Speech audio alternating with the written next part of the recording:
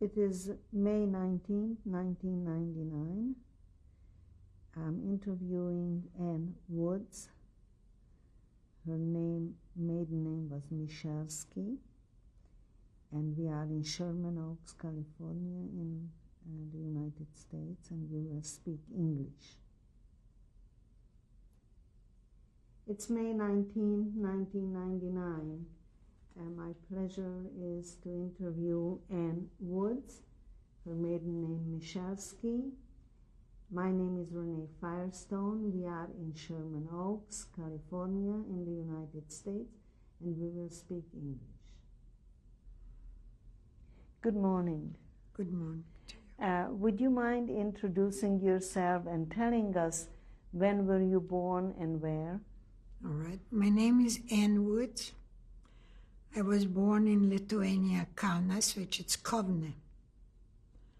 And I was born in 1926, November 15th. And my maiden name is Ann Michalski, Hanna Michalski. Would you spell your name? Spell my name?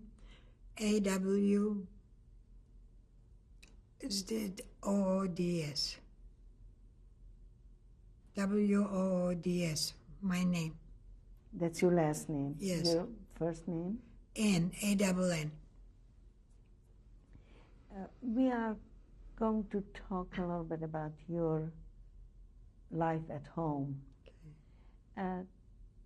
Let's start with your father. Give us your father's name and tell us what he did for a living and what kind of a man was he?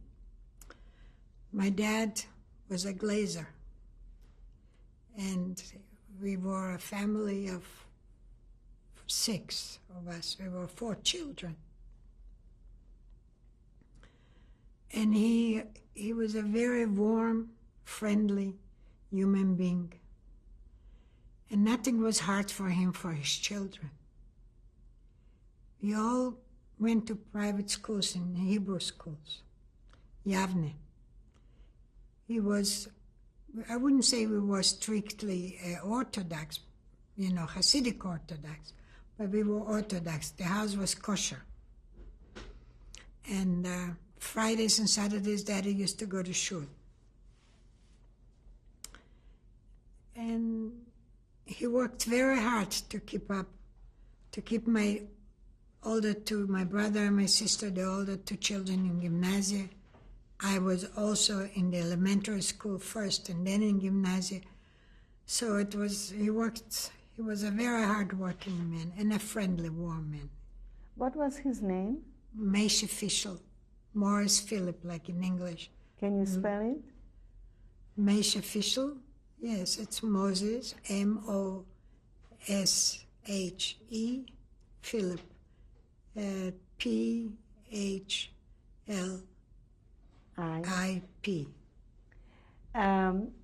What is a glazer? A glazer is that puts windows in houses and contracting buildings and all the glass windows. And he used to make mirrors and shelves, different kind. He was very well known in his work. Was he working with other people? Or? He had help, but he was in business for himself.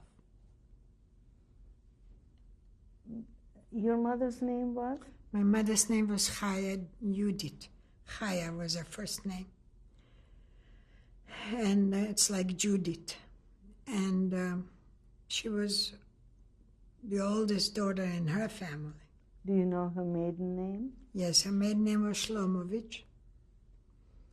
And she was a very excellent housewife.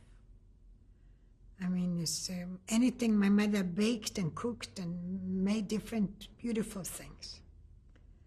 And her life was her children and her husband, her family. She also, in the young years, when I know my sister went to the same elementary school like I did, so she kind of in the PTA. She used to go. They knew her when I was in the elementary school, so they knew my mom. She was very outspoken and warm, friendly human being too. Do you remember? Pardon me. They were never too hard anything to do for her children. Do you remember your grandparents? Yes, I do. I remember my father's father. His name? His name was Shimon Michelski. And they had butcher stores. And he was a very warm, kosher Arid, warm human being. And my grandmother, her name was Aggie, and she died. My grandfather died before the war. Give us their last names also. Michelski. And my grandmother died during the war. And we had a friendly home. We were raised with warm family, warm people around us. Where were you living? We were living in Kaunas, Lithuania.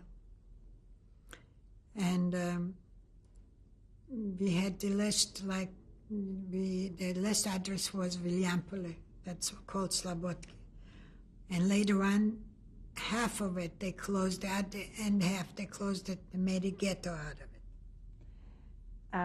Did your grandparents live in the same town? Yes, they lived. Most of my family lived in Kaunas. How about your grandparents from your mother's side? My grandfather, from my mother's father he died before I was born. It's because I'm named after him. What was his name? Chaimea. And my name is Chana. But my grandma, only grandma used to add that little name Marie or Mary, sweet talk. And last name? My last name is Michelski. Oh, my grandmother's Shlomovich. Sorry. Shlomovich. And my grandmother's name was Ita Rive. She had two names, Ita and Rive. And I could do anything with my grandma.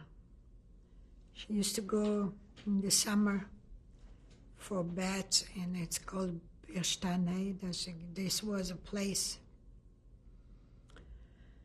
where she was mineral waters and hot baths. So I used to go with her, or she always took some of the grandchildren with her. She lived the whole family. We were a very tight, close family. Everybody helped each other. How old were you when your grandfather died? My grandfather, my father's father, I was in the 3rd grade. I must have been 11, 12. I remember that. How many siblings? How many brothers and sisters did you have? Me, I have a sister who is alive with me. Then I had an older brother. His name was Yaakov. We used to call him Give us last names also. Michelski. And my little brother's name was Chaim Michelski. And he was the youngest. And my sister is Esther. And my mom's name, I told you my mom's name. What is Esther's name now? Kagan. Esther Kagan. Tell us a little bit about the school you went to. I went to a private Hebrew school. They called it, the elementary school called it Chukovich. And from there we went to Yavne Gymnasium. We learned Hebrew. We learned all other languages. Naturally, Lithuania was the Lithuanian language. And Yiddish I spoke at home. But it was just for girls, a Hebrew school for girls. And I finished the 6th grades there. And then when the Russians came in, I went to a gymnasium, which I was already when they came in, but they didn't allow us anymore to use any Hebrew. Everything was Yiddish and Lithuanian or different other languages.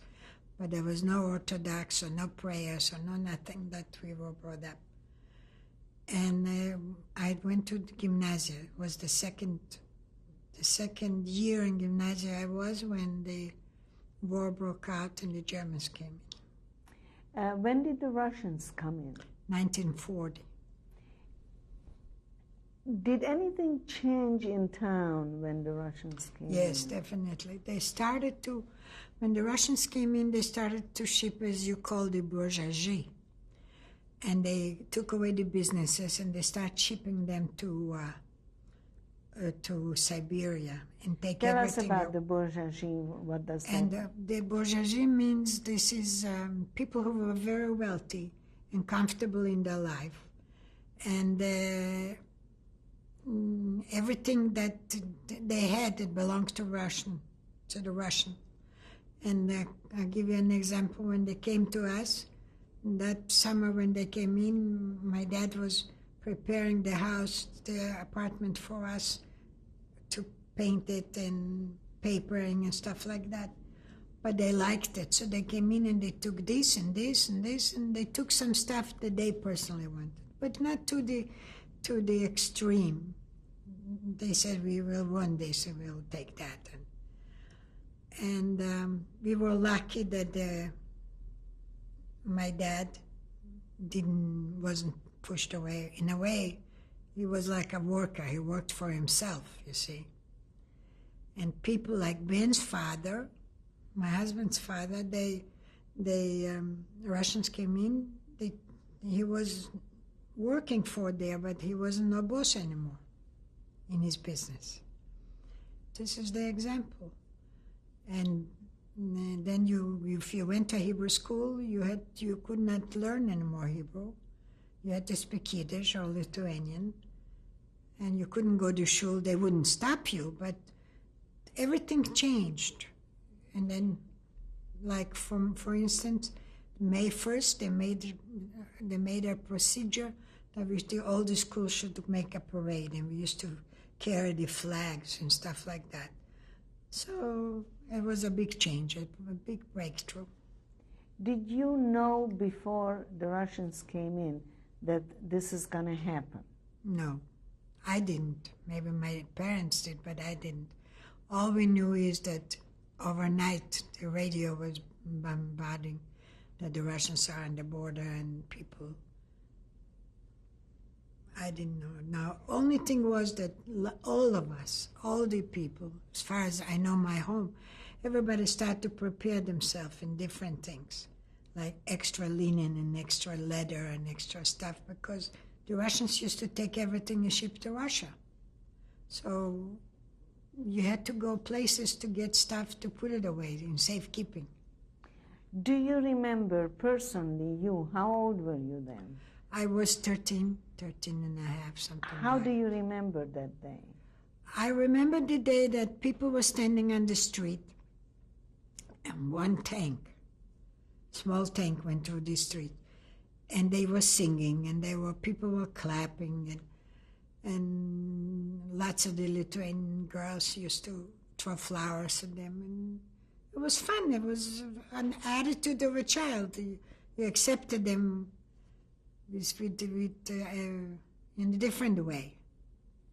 And not everybody was happy with them. Was the Jewish community endangered by the Russians? Not so much in danger as the religious community would have been a breakdown. They wouldn't allow different things. But eventually, whoever wanted to go to shul, they would. Everybody mind their own business, and we obeyed the rules and regulations of the Russians. In the school, you had only Jewish teachers? Yes. In my Hebrew school, we had only Jewish teachers. When I went into gymnasium, there was a Lithuanian teacher, but just because it was for the Russians. But before, it was in all the schools, Hebrew schools, Jewish teachers. Do you remember the non-Jewish teachers? How did they behave towards the Jews? There were no. They were only. We only had them like. Some of them were. I only had one, and he was in a short time used to do exercise. Gymnast, or when you walked, you met him in the hall or the entry. You had to talk to him in Lithuanian. You couldn't talk in Yiddish or in Hebrew in another language. The other teachers were that Hebrew was out, so we only could speak Yiddish. Were there non-Jewish children at that time With me? in the No, gymnasium? no, not in this school. There was only thing was the difference in the class in gymnasium that kids who couldn't afford it to go to private schools before in good gymnasia, like I know I had two girls who were sitting behind me. One was 16 and one was almost 17. So they went to school. So otherwise, I grew up from kindergarten with a group of friends that up to date. I went together. Did you have any non-Jewish friends? Oh yes, my neighbors. And but it's a story for itself, because when the war broke out, they forgot who we were. When the Germans came in, they said, "You leave me this and leave me that, and don't take this and don't take that." So it started. It's a different story about it. Well, when did the Germans come in? The Germans occupied Lithuania in June 1941. How did June that 22nd. happen? How did that happen? All of a sudden we heard bombing and noises, and the radio bombarded us and told us that the Germans are in. And the Lithuanians were singing and celebrating. They accepted them with open arms. They were 100% collaborators right away. And they arrived in 22nd, I think the 23rd or maybe the 24th. They were the Schaulisten, we used to call it Schaulisten. They were like the militant in Lithuania. And they occupied areas, like in different places all over. And they started a pogrom. And they killed that night 840 people. It was the area that the ghetto was closed after that later. But so my aunt's husband, his family was in that area. They had a bakery. So that night he told my aunt that he's going to go see how mom and dad are doing. And he had a brother and a sister-in-law and two children. The older one, I think, was the little girl, I think was 3, and the baby was 18 months or 4 years or something. And when he went to help them that night, he got killed and everybody else with them in the area. They just butchered them with what do you call it, hatchets or an axe or knives.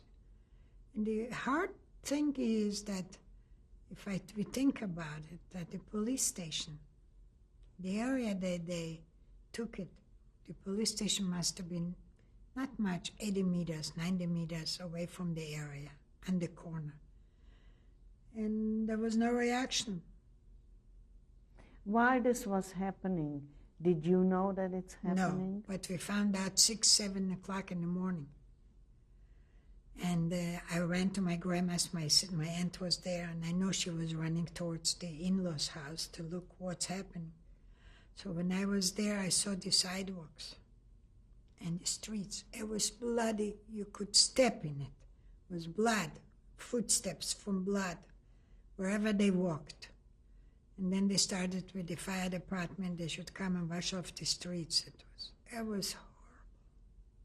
How soon after the Germans came in did this happen? I think 2-3 days, if I'm not mistaken. Because the Germans thanked them for helping out so much too. For they were very pleased with that reaction. What happened with the Russian population during The Russian ran back. A lot of them ran back, and a lot of them were taken prisoners, soldiers. But later on in the years, as I was in ghetto, we found out that we had Russian people who were in ghetto. They came in as Jews. Not all of them were. And then what happened to them, I don't know.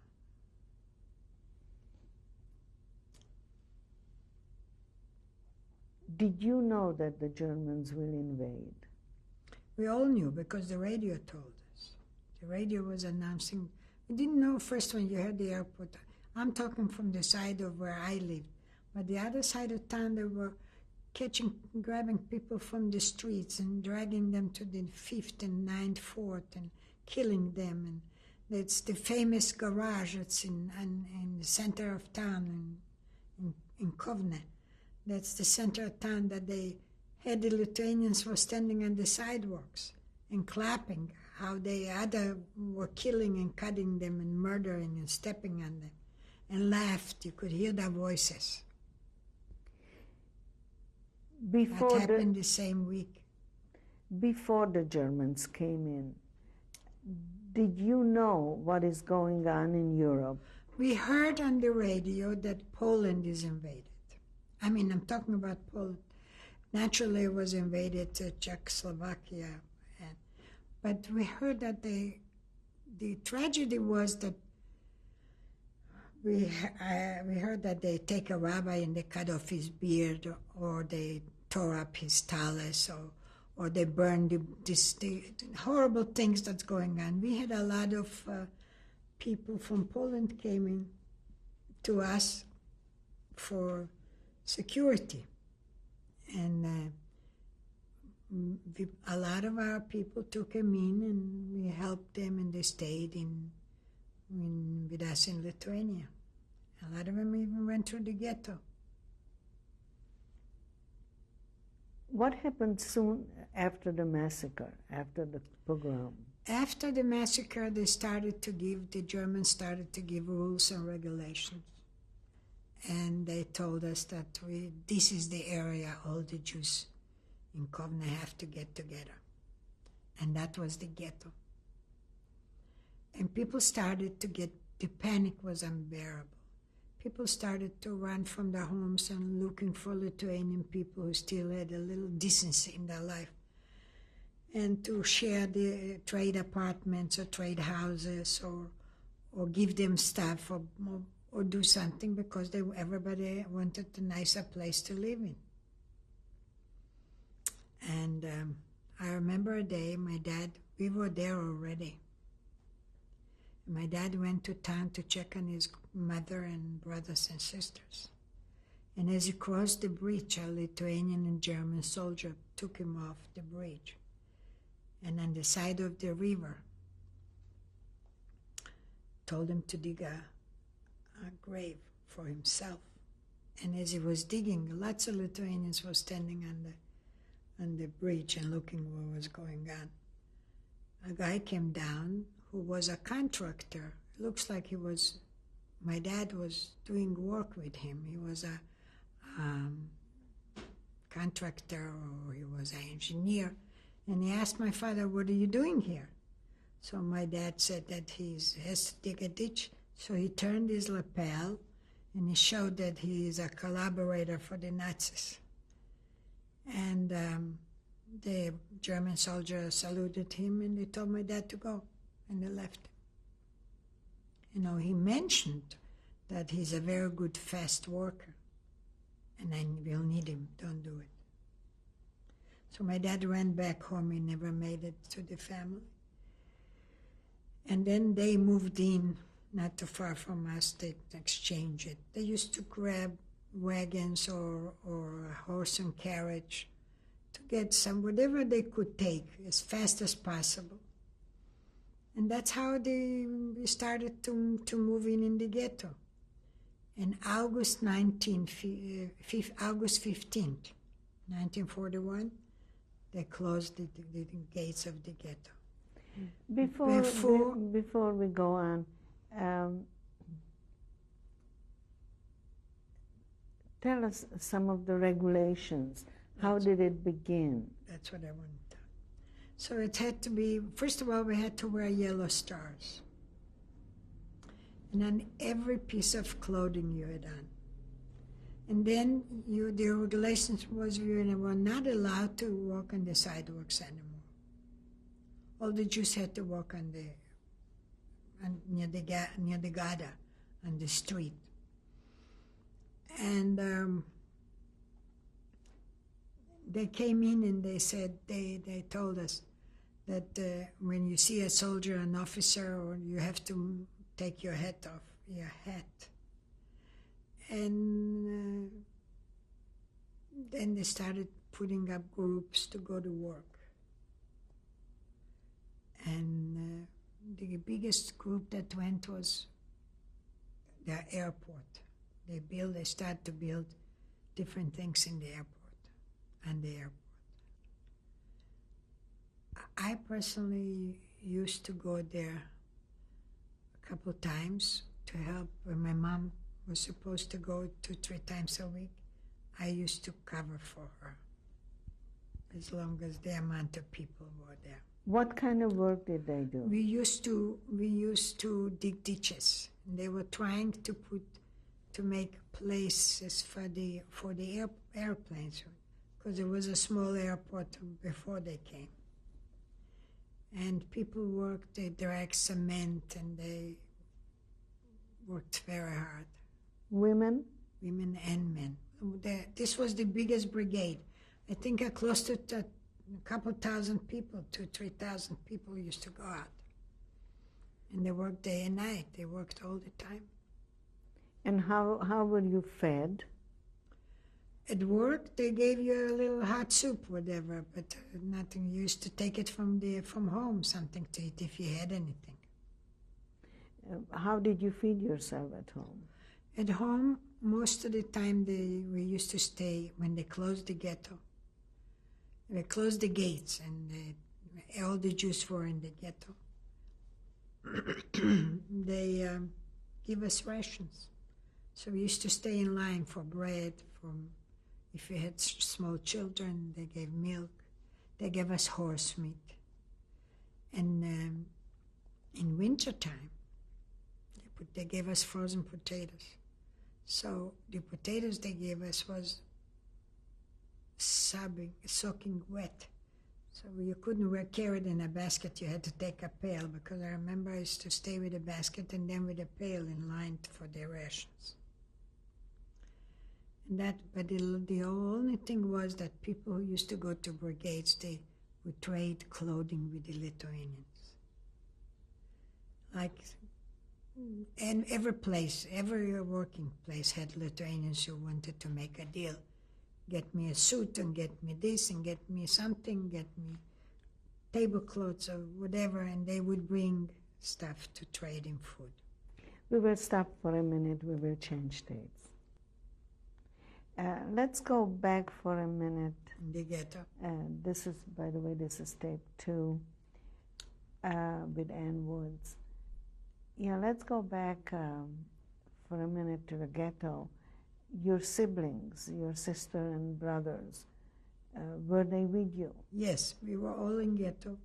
And the rules and regulations were that if you had more than one room, a bigger size room, and as 2 rooms, you had to have 8 or 10 people. So when they closed the gates for the ghetto, my father's aunt and uncle and their daughter and grandchild didn't have a place for it, so they stayed with us for a while. So we were like 10 people in the ghetto. Tell me again the names of your brothers and sisters and their ages in My the brother, ghetto? my oldest brother's name was Yankel, and he would have been today 78. No, how old was he in the ghetto? In the ghetto, I think he was 22, something like that. 53 years back, 23 something. My little brother was 3.5 younger than I was, so he must have been 11. And his name was? Chaim. And my sister was 18, 19, and her name is Esther. And you were how old? When we got in the ghetto, I was 14 years old. What did the children do in the ghetto? Well, the children, everybody who was over age of like 13, 14, you were capable, they used to shape you for brigades, for work. Anybody younger, they had different things. The parents tried to keep them out off the streets as far as possible. During the ghetto, they started a school. And like for instance, I went to school because we had Dr. Oleski. He was with the Ort before the war. Can you spell Dr. Oleski's name? Oleski, Aleph, Aleosky. Oleski, K-I think. And he started a school, and then he started Ort, so kids could learn in different trades too. It was one of the barracks in ghetto. And this way they worked it out that people did it for the Germans. They fixed buttons, they fixed coat, they fixed socks, all kind of work. And that's what it helped a lot of people to get a little extra food. Was Ort supported by other Jewish organizations from the outside in the ghetto? No. Nothing to do with it. Nobody knew us. All of a sudden we were in gates, closed to the world for ourselves.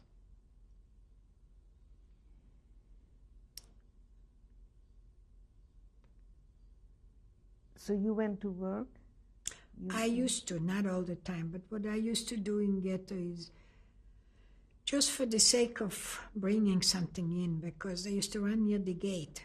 Sometimes they would come and collect a group of people to go do something in the barracks or in town for 1 day or 2 days.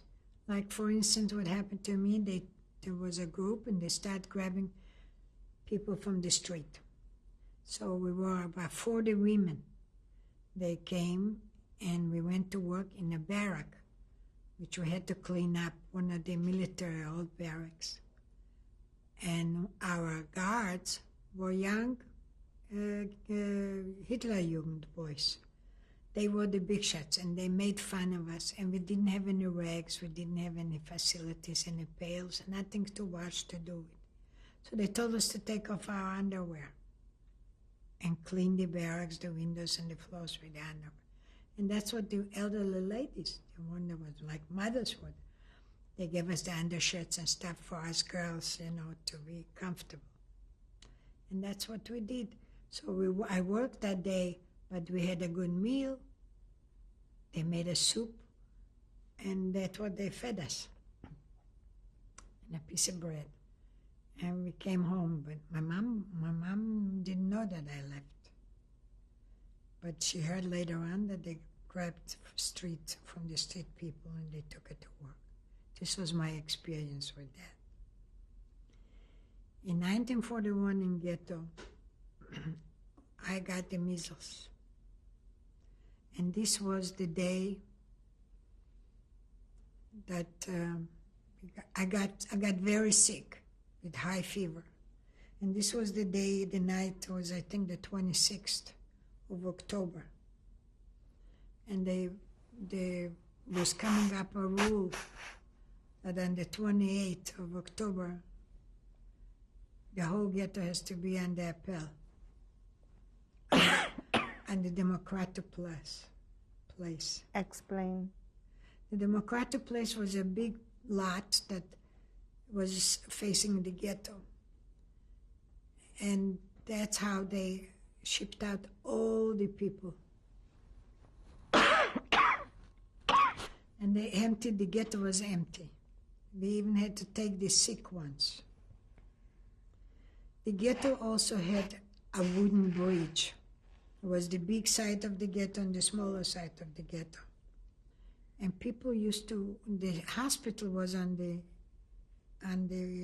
smaller side of the ghetto. People who got sick, they also dragged them from there. But after a while, I was so sick, so my parents, the night on the 27th, they went to Dr. Brown's to ask what to do with me, what they should give me, that they didn't want to take me to. At the main gate of the ghetto, there was, they called it the Revere, the Red Cross little place. And there was a nurse in there, and she was Jewish, but she came from Vienna. She only spoke German. And she took care of the Revere. So Dr. Browns told my mother that if Lipzer was one of the people who worked for the Gestapo, if he can give a paper and he'll sign it, Dr. Browns will sign it too, that I am an orphan and I work for the committee right across for the police, the Jewish police, and working. And it's right across the Revere, the Red Cross little house. So she took me in, the nurse took me in to take care of me. And that's where I was. They took me at night, my father and my sister took me at night. And it was like early in the morning, like 4 or 5 o'clock, because people were getting ready, running from place to place. Everybody had to go to the Democratic place. And they put me in. But the night before, I broke out in measles. First I thought I had meningitis, but it wasn't, because I had a horrible high fever. And I was there hiding when the whole ghetto went on the Democratic place. And that was the selections. They used to go left and right.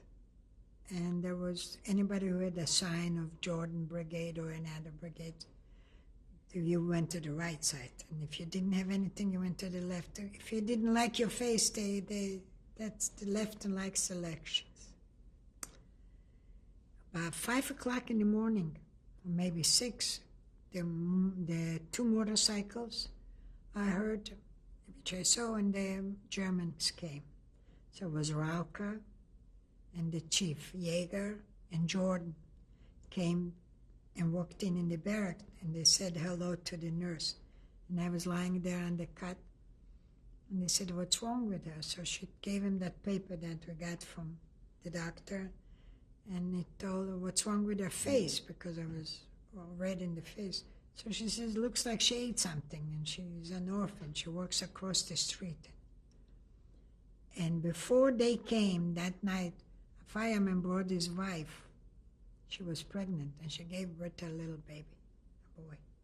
Who was that? A fireman from ghetto. He brought his wife. But I don't know the lady's name, I don't remember, and I don't remember what happened, don't know what happened to them. So they looked at me, and then they went up and looked at the little baby. And I remember Rauka saying, it's no good that she has this with that little infant. Tell her to go outside. And they made me go outside. When they left, before they left, I was sitting a good half hour outside. With high fever, no coat. And the 2 soldiers who watched the front door asked me to open my mouth and close my mouth, like a sadistic game. And when I came back in, when they left, I couldn't talk. I was hoarse. I lost my voice. And in ghetto, I lost my voice almost 2 months. I couldn't talk because I got, the vocal cords got sick or something. When you came back into the hospital, what did you see? No, nothing. They left after When I got in, they left. I couldn't get in until they were there. And what happened to the baby and the mother? She was there on the cot. I don't know. And then the whole day went by, and the tragedy was big because we lost 10,000 people that day.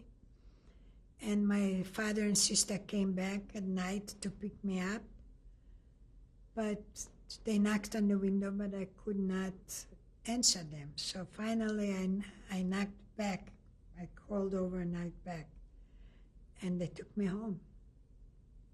But that day I lost my grandmother, my father's mother, a sister and her aunt and her fiancé, and an uncle and aunt and 3 children from my father's side. And my father's brother's wife's mother lived with them, and she was gone too, plus quite a few cousins and families from my mother. Did you know where they took them? Yes, they took them all to the 9th Fort. And that was, 5 kilometers, maybe miles, maybe 8 kilometers from the ghetto up the hill. They killed them all there. 10,000 people. Did you in the ghetto know that they were killed? Yes, everybody knew. Because the Lithuanians were telling us. Some people, a few people ran away after a while, and they saved themselves. And my mother lost a sister. A lot of people, families. It was, for weeks and weeks, it was the biggest tragedy. And a couple months later, the hospital across the small ghetto, they burned up the hospital. They took the sick people with them. Doctors, a few doctors, well-known doctors from Lithuania that we knew died in there. And then we never used that ghetto again. So the Lithuanians took it over. There was the other side of the street. Paniero Gatve, it was the name of the street. And the tragedy was just terrible to see mothers who had children in the hospital running, and they couldn't cross there because they burned the bridge up. They took it off. It was a panic. It was a horrifying panic. And later on in ghetto, they gave rules and regulations like, today you give away your furs, your jewels, your clothing, and every time they had different sections and different times that they made different rules and regulations and came. A lot of them were the Lithuanian soldiers, the collaborators who helped the Nazis. And they were murderers. They used to beat them with the rifles if you didn't move so fast. Did they use uniform? Did they wear a uniform? The German soldiers, yes. Not the Lithuanian, yes. Some of them wear just a little uniform from Lithuania, and a band with the German, just like the ones who were in the Charlisten, just like the ones who were in the pogrom. Did you know any Lithuanians who were helping in the ghetto? Yes, there were, like, if you went to town and you want to trade something with them, so for instance, at the beginning, you could find, like, people had maids, and they stayed in the apartment, in the houses, and they got all this good stuff. So they would bring a little bread, or nobody could go in, so they used to go around where they worked. But they never gave nothing for nothing. There always was a trade. Bring me this and I'll give you that. How did you get out of the ghetto? How did you? We were in 1943. I think it was in October, end of October. I mean... Oh, to work in town? Yes. I'm sorry, we used to go with brigades. Like my dad had a brigade that he worked in different places sometimes. He worked one time under the bridge when it was freezing, and they needed ice, so they cut ice out. And who was guarding? Germans, Nazis, and Lithuanians together. And my brother used to go on the airport, worked on the airport. My husband worked on the airport. My sister worked in a brick factory. Used to make wet bricks and then cut them and put them in the ovens. It was right across the street from the Ninth Fort. Were they working together with Lithuanians, with non-Jews? Yes, there were Jewish management and Lithuanian officers. And then some places that Lithuanian work, but you couldn't be with them on the same side. They had one side, you had to be another side. Did these people help, the ones you worked with? Not really, because I personally had very bad experience. Like once, and time was very bad in ghetto. And in my grandma's house, there were my aunts living, and they had little tiny babies. And one morning I got up and I told my mom, I'm going to go see if maybe I can go find work.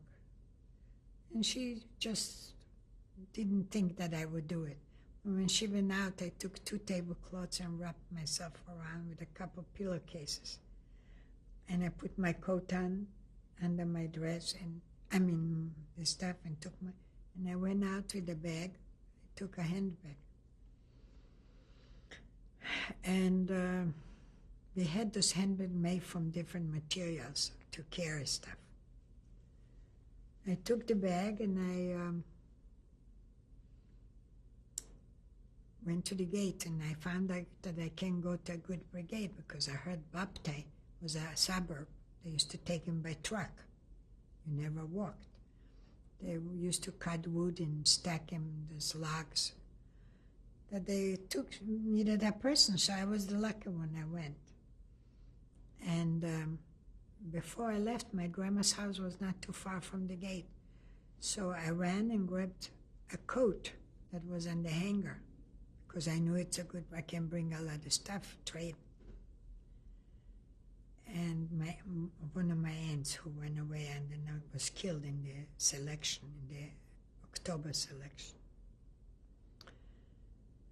And I went and I brought home potatoes and carrots and bacon. But the most proud things that I had was I traded 2 tablecloths, the 2 tablecloths, for a big piece of butter. But it wasn't clear butter when we got home.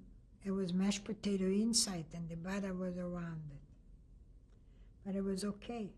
I brought food home, different things, and a little white flour and a couple cups of sugar. This was all for the coat. She gave me a lot of stuff for the coat. But she cheated me. How safe was it to bring in this stuff?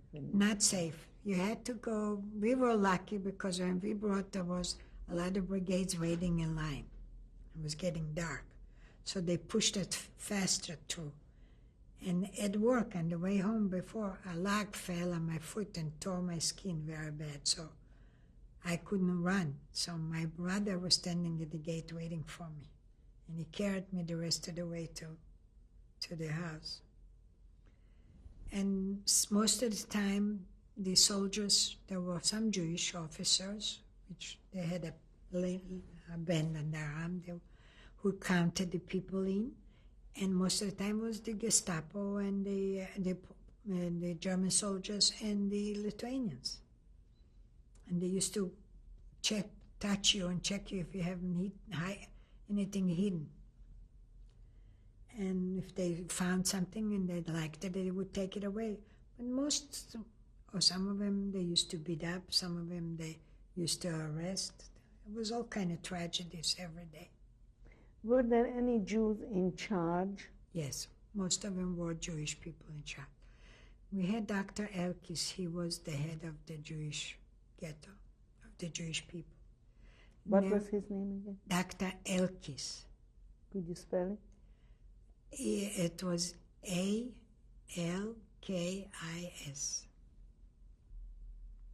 And he was a very, very highly intelligent man, a very wonderful human being. And he Then was the Komitet they called it. Was a lot of Jewish people worked there. Some of them were lawyers, some of them were engineers. And they were running the ghetto. Then we had Jewish police, and we had Jewish, like for instance, one of my uncles, he was a printer before the war. And he worked for the printing department. He also wore a band. So they never had to go out of the ghetto. They worked at home. Was there a Jewish newspaper in the ghetto? No, but there was one that was quietly, like from the underground, here and there. Nothing officially. And like holidays in the ghetto, they used to do the well-known music orchestras and stuff. Used to play in a shul, a temple, and children would dance or something, just to bring the holiday tradition in. And one night, was Friday night, they made a first selection. This was, I don't remember the year, but it was in the early time when we got in ghetto. They came to the doors without questions and started dragging people. So like in my family, they came, my mom was wearing the robe. She was late at night. And they needed people to go to Riga. I think it was 500. And they grabbed people from the streets who still were going, and we had a curfew time. You couldn't walk on the streets without. And they took my mom and dad. They weren't even with a coat. They wouldn't even give them a chance to change or put on a coat or a jacket or something. So my sister ran, and they took him away. She ran to my uncle, the one that wore the band, so they could move around easier. And he went to that synagogue where the shul was, where they put all the people in. He kind of helped them. And he called them by their first name, and they came closer to the door, and he turned off the light. And he had a bunch of people and my mother and my father out, and he took them back home. So the next morning we found out that the rest of the people went to Riga, a transport. They didn't allow him to take anything, just barely nothing. Before the Russians came into Lithuania. It was a democratic Lithuania. Your parents were practicing Judaism in what way? We were Orthodox. When everything was the Jewish traditional way. And then when you got to the ghetto, when the Germans came in. When we got to the ghetto, Mom used to do things that's possible. Like we never would have eaten bacon. And if I got bacon, there was a holiday, frozen potatoes, she could make some kind of a meal with a little bacon. She even tried to make vinegar. She put a little vinegar, whatever it was left, in a dish with a cloth and kept it in the window, and it used to get a foam. And then she would, with an eye drop, she would put drops of water in it. And I made vinegar, and it stood for months, and then we had vinegar. Little things that I could remember Mama did. Was she able in the ghetto keep Friday night? Yes, in the house we could. If we had candles, we did. Yes, Shabbos. But if we didn't have any candles, we didn't. Describe a Friday night. Like Friday night, if we had food, like I told you, my dad had a lot of Lithuanians people, because most of the time he worked with a lot of people in town in Lithuania. So if Daddy went on a brigade, he always schlepped good stuff home, and he had made himself on the bottom of his coat pockets to hide stuff. So if there was food in the house, Mama used to make like that's called potato balls. You know, it was a deal because frozen potatoes didn't taste good. Or like a dumpling or something, or lentil soup with a little. That was holiday. So everybody was sitting at a table and eating. Were you able to do prayers? Yeah, in the house we could do everything. My dad always prayed. And my dad's uncle and his aunt, when they were there, when we used to eat. But the trouble was that my dad had to be at 6 o'clock in the morning and to go to work. So he used to go in the morning. Sometimes they used to take him in different directions out of town. And we went to work, and then we didn't know where it was. So my brother was standing like 3-4 nights in a row, waiting for Daddy at the gate. And those days, somebody took a picture of my brother, which is in all the Lithuanian books, and it's in the Yad Vashem, in different places. I have a picture of him, how he stands at the ghetto gate. How long did you stay in the Kovno ghetto? We got in 1941, August 15th, and then they shipped us out. There was a transport supposed to be shipped out, 3,500 people to Estonia. When? 1943, and it was the end of October.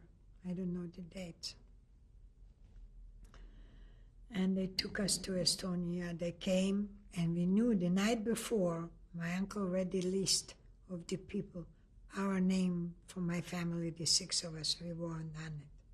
But somehow, a German soldier and Lithuanian soldiers came and told us, grab something fast, a handbag, and you go. The truck is outside. I have a picture. Somebody took a picture of this, and there is a big picture in the books of my family, how we're sitting in the truck. I opened my mother's drawers and my sister, whatever we could, to put under myself. And it was a horrifying experience. Did you know where they are taking you? No, they said we're going to working camps. And I ran to my grandma's house to tell them that they're shipping us out. And my cousin came and he brought me a pair of his good shoes, men's shoes. So which I wore. I put on 4 pair of socks to get into them. But we all went on the truck and we dressed up my little brother with little heavier clothes, so my father's stuff, so he should look much older. And that's what it was, the transport. Okay, we're going to stop for a minute again. How are you doing? I'm all right. Okay.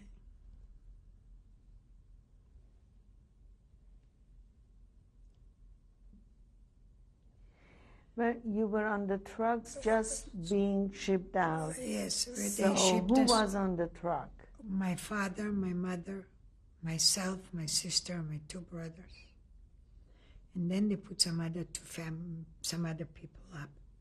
I don't know who they were. And people grabbed chairs and stuff and different things with them. They thought they're going to another camp working. And those trucks, they took us to the airport and put us in trains. And the train, and they shipped us. And the road, after 2 days on the road, they stopped the trains and they told us to get out and take our stuff with us. And they took away the old and the children that day. The little, Children, what age? all kind of ages, up to 13 or something like that. And the old and the children, the little children. And then they told the women to get in the barracks where the men were. And the men to get in the train, get in the. So if I had clothes for us in the handbag, and I didn't have nothing, so I couldn't find anything. But I found Dad's bag there, so I had a few pieces from the men's clothing. So my sister and I used to treasure it as we went on. And Mom, we thought maybe we'll meet them someplace and they can use it. Did you know where you were when you got out of the train? No, it took quite a few days until we got to Estonia. And when we got to Estonia, we came to Kuramai. That was their working camp. When we got there, we found there were some people there already. It was SS it was a camp, but a labor camp under SS. Go ahead. And we found people from Vilna in there. And they told us that there's all kind of different work, labor work. And it was cold and winter. And they had the Finlandish barracks half round. So that's where we had our cots. It wasn't cots, it was boards put out, and that's why we slept on. And we used to go to work, like I, for instance, at the beginning, my mom and I used to work in the kitchen. And then my sister too for a while, but the kitchen work I wasn't in the kitchen directly, but we used to assort the rotten potatoes out from it was like a spot, and it smelled horrible, and we had to sit on it, and it was terrible. And then later on, they shipped me, I got to work in the forest, digging ditches and cutting trees and emptying the roots, because they laid railways for the trains to go through for the soldiers from the front. The Russian front was there already. And my mom, for a while, worked with us, and then she started to work in the kitchen. My sister worked in a different brigade, also the same type of work. Who guarded these brigades? There were Estonian soldiers and German soldiers. How did the Estonian soldiers behave? Some happened so that the soldiers in Kuramai were a few of them, and they were the group that I went. They were nice. They wouldn't beat us up so much. Like we were, some people used to run to the little houses and beg for food on the way or after. Sometimes they made believe that they don't see you, but it was a very, very rare thing. Did the Estonian population, when you went to their houses, did they give you something? No, I never went. But once in a while, like an old woman would make some stuff, like, what you call it, like knish type of thing, with cabbage inside. And once she surprised us, and she brought like 10, 15 of them in the first row. And she said, everybody like this, we should eat it together. But otherwise, we never had any connections with them. Did you ever have any contacts with Estonian Jews? No. Did you know what happened to them? Not really, no. We didn't know. But we knew that there was other camps, but where and what at the beginning, we didn't. It was only Kuramai. And how long did you stay in Estonia? We stayed in Kuramai, we stayed like close to 5.5 months. And that time, my mother was working in the kitchen, and she caught pneumonia. And she was put in the hospital. But before she got sick, she opened up a small can from peas from the soldiers, from the kitchen, the German hotel kitchen that she worked, and with a wire, and she made herself a can and used to bring whatever when she washed the kettle, so the pots and pans, food, she would put some good food, a little bit, and carry it under her coat and go to the hospital There were 2 boys in there, the young ones. She used to feed them. And I think that mom got sick when she was in the hospital.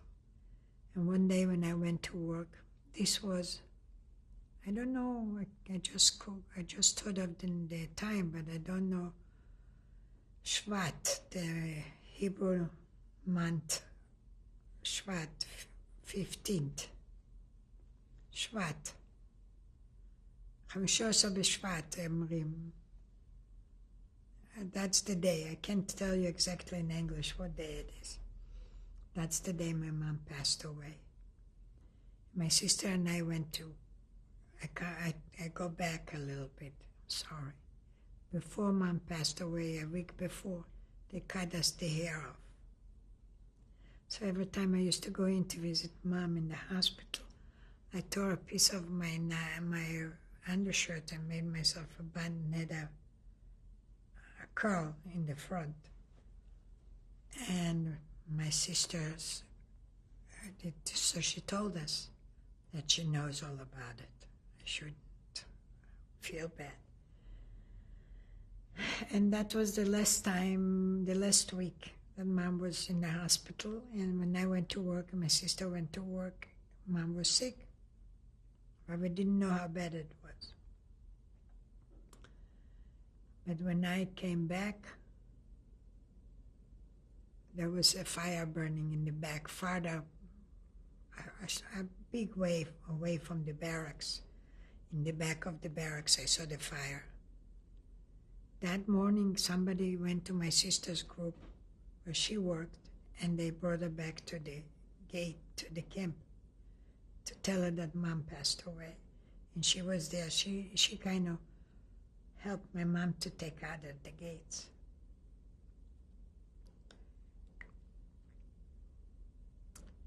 And when I came back,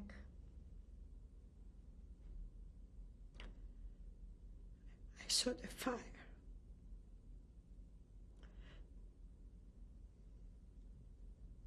That was my mom's body. It was later on in the day, after work. And my mom's friends, ladies, hugged me and my sister, and I was with Esther. And that was my experience in Kuramai. And we worked there later on, then towards the spring. They shipped us out from Kuramai and took us to Goldfields. Let me ask you, while you were in Kuramai, did you know where your father was? No, I did not. I didn't know where my father and my brothers were. We didn't know about it. Because they were... But when we were in Goldfields, there was very much a bigger camp than ours, because the Kuramai was a smaller one. This one was a big one. And there was a time that they made selections to ship them to different camps. And when they made a selection, we knew it wasn't for work, it was for dead camps. This was the same kind of work we did in Goldfields. And once in a while, my sister used to tell my sister, the commanding officer, to count the people that were going out to work and coming back in. It's like to help. And he told her one morning that in the group, 200 people are going to be shipped out. Your sister is going to be in it. In that, I have to turn back in Kuramai. My sister met my brother-in-law. He was working inside. He was carving. He was doing wonderful work with carving. And he made him sticks for the Germans, and he made different things. But he worked in the camp. And he knew my mother knew him. So before, he used to come in and visit mom, so she always told him that she knows that he likes Esther, and if we get liberated someday, she'll take care of me too, the little one. So being with us in Goldfields, he was with us too. My sister told him what the camp leader said. So we went to the doctor in the camp, and he asked him about, so he said, the only thing we can do is make her get fever, because he's not going to touch the ones from the Revere. So they gave me injections of milk, fresh milk. And I started to burn up with a very high fever. And he forgot about me because I was in the camp. But Do you know who was the camp leader in Gold? I think his name, he was Isis, but I don't remember his name. In Kuramai was Hengst. In Goldfields, I forgot his name. Okay. And then we was lucky enough that time it was too late. I guess they got enough from other camps, so nobody was going to this. And we used to work there. We were also there like close to 5 months in the Goldfields. The same type of work, digging ditches, laying railroads. And sometimes the people we used to, towards the summer a little bit, we used to pick blueberries and take them in the camp. And we had a lot of us got sick from it too, but that was a wonderful thing to have. When did you leave Goldfields? Goldfields Day, I think we left after, I have the dates, but I forgot. It was March, I think. What year? 44. And where did you go? They shipped us. There was to Stutthof, on the way to Stutthof. Do you know why they shipped you away from Goldfields? There was the front, it looks like the Russian front closed in. So they kept on pushing the people towards Germany. And that time when they shipped us, they were supposed to take us, we had to stop. We couldn't go, we had a delay, was Lagedi, called Lagedi. A little place, like a empty lot.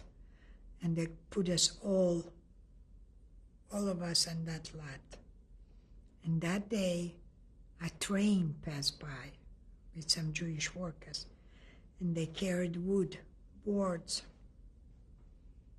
And we had a chance to talk to them because the train couldn't go either. Had to stop. And then we found out where my father was and my brothers. Where was he?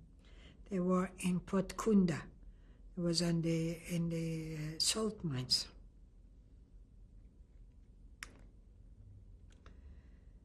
And I found out that my little brother wasn't there anymore. Did you know what happened to him? Did they know what They happened? took away the children. But twice before, somebody told us, after the war, that my little brother, there was a well that they used to pick up the water, and knowing that this guy is coming and doing selections, he went down the well in the bucket and he stayed overnight in that well. And when then they passed and he walked, he didn't get him, but he got him the second time when he came. When the transport stopped, were you on a train or were you on a truck? No, we were on trucks and they put us on an empty lot. But the people next to the railroad were different people from different places with the train. And we found out all about my father and brothers. What did you find out? Why did you stop? Why did the transport? Because and the train according to my sister, she told me that she heard that when they didn't have the boat, the boat was taking with soldiers or something towards Germany. So they needed a boat, so we had to wait till we get a free boat to ship us to Stuttgart. While you were in these camps in Estonia, did you know how the war was progressing? No, I didn't, but maybe some of the men did, because some people used to talk with the officers, with the soldiers, the Estonians. Sometimes they would tell us that the war is, but I only found out this later. Maybe some other people knew, I didn't. Did they tell you why you're going to Stutthof or why you're going to Germany? No, nothing. They never told us anything. We're going from one place to the other. I and my sister were lucky. The first truck happened to be stopping near our barracks, so we got in a truck. But then there wasn't enough trucks, so some of the people had to walk from Kuramai to Goldfields. And it was a march, and some of them died on the way. So where did you think they were taking you from Goldfields? We didn't know. We always thought it's the end. We never knew what's what. Anyway, I didn't for sure. So when did you get to Stutthof? In Stutthof, I think we got in July.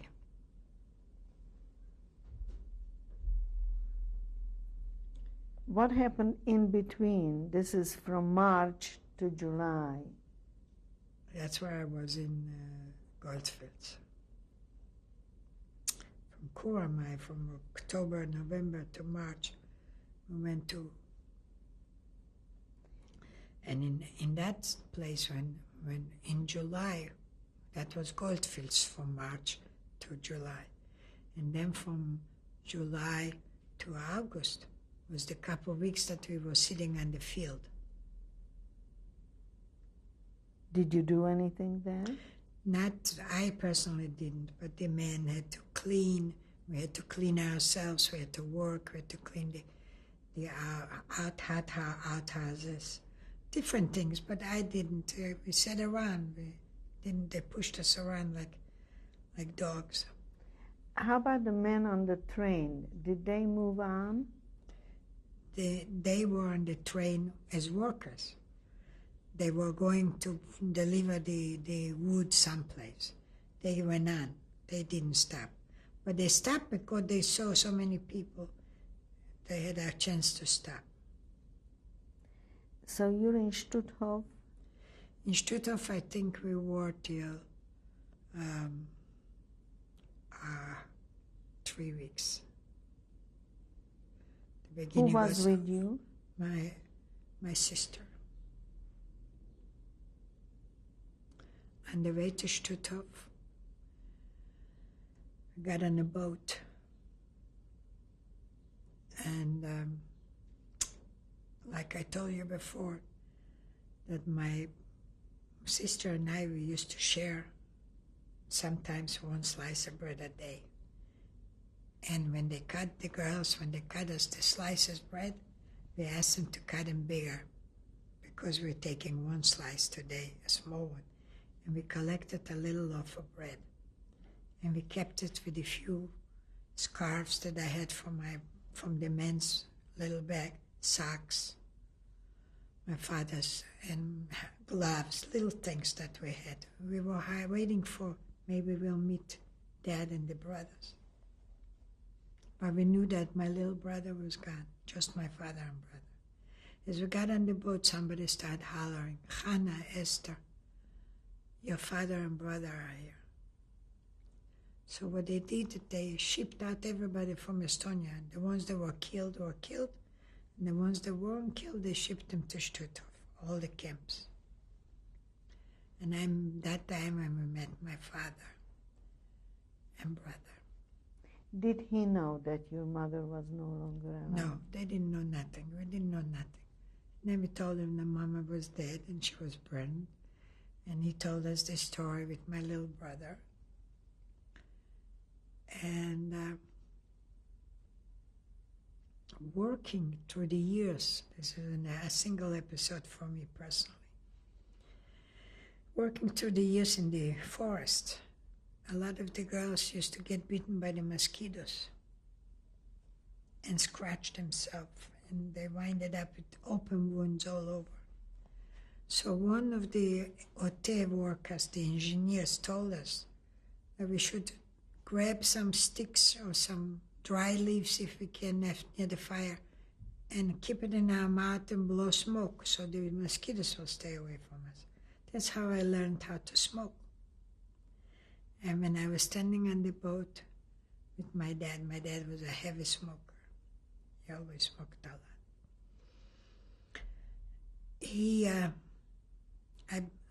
The Navy, the soldiers, they walked around and they puffed a cigarette and dropped them, like they knew they couldn't hand it to us.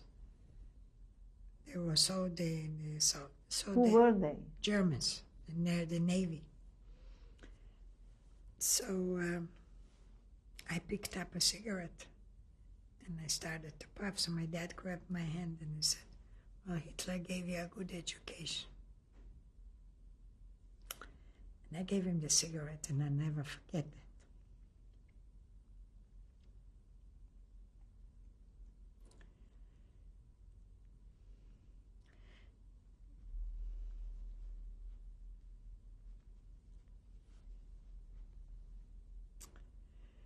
Then we arrived in Stutthof. They undressed us. We had to go to Randlausen. They gave us different clothes, striped clothes. And they took away the shoes, and then you had to run to the lot to look if you can find your shoes. But I was lucky enough, and my sister, that was on the one side. On one side was lying my shoes and her boots. She wore boots, and we found them. And where did your father and brother go? Also, the men were on one side and the women were on the other side, also in Stutthof. We used to talk through the wires. Sometimes we used to save a portion of bread and throw it to them if we didn't get. And we were sitting on the Appell, like the Appell place they called it, where they counted us. We were sitting on there, and it was dark, early morning one day, and I was so thirsty that I felt like I couldn't turn my tongue. So I said to my sister, "I don't care what they do to me. I got to go in the barrack and get some water." And I went in the barrack where the coppers were living, and they were frying potatoes and bacon. It smelled so good. And I didn't ask any questions. I went over to the sink and I grabbed a cup and I drank water. So she went over to the head and she told on me. And that was a Russian couple. She was from White Russian. And she beat me up something terrible. I got beaten up very hard. And I didn't cry, I laughed.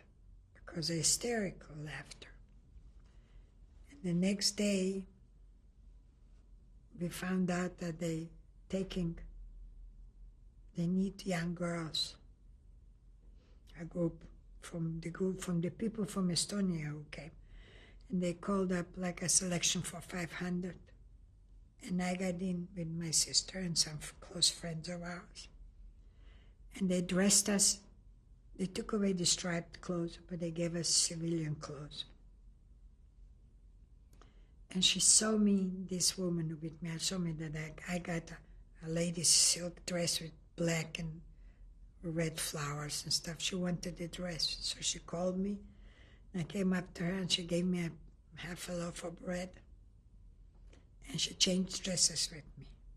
And she told me that I'm a Russian character. I wasn't crying when she beat me up.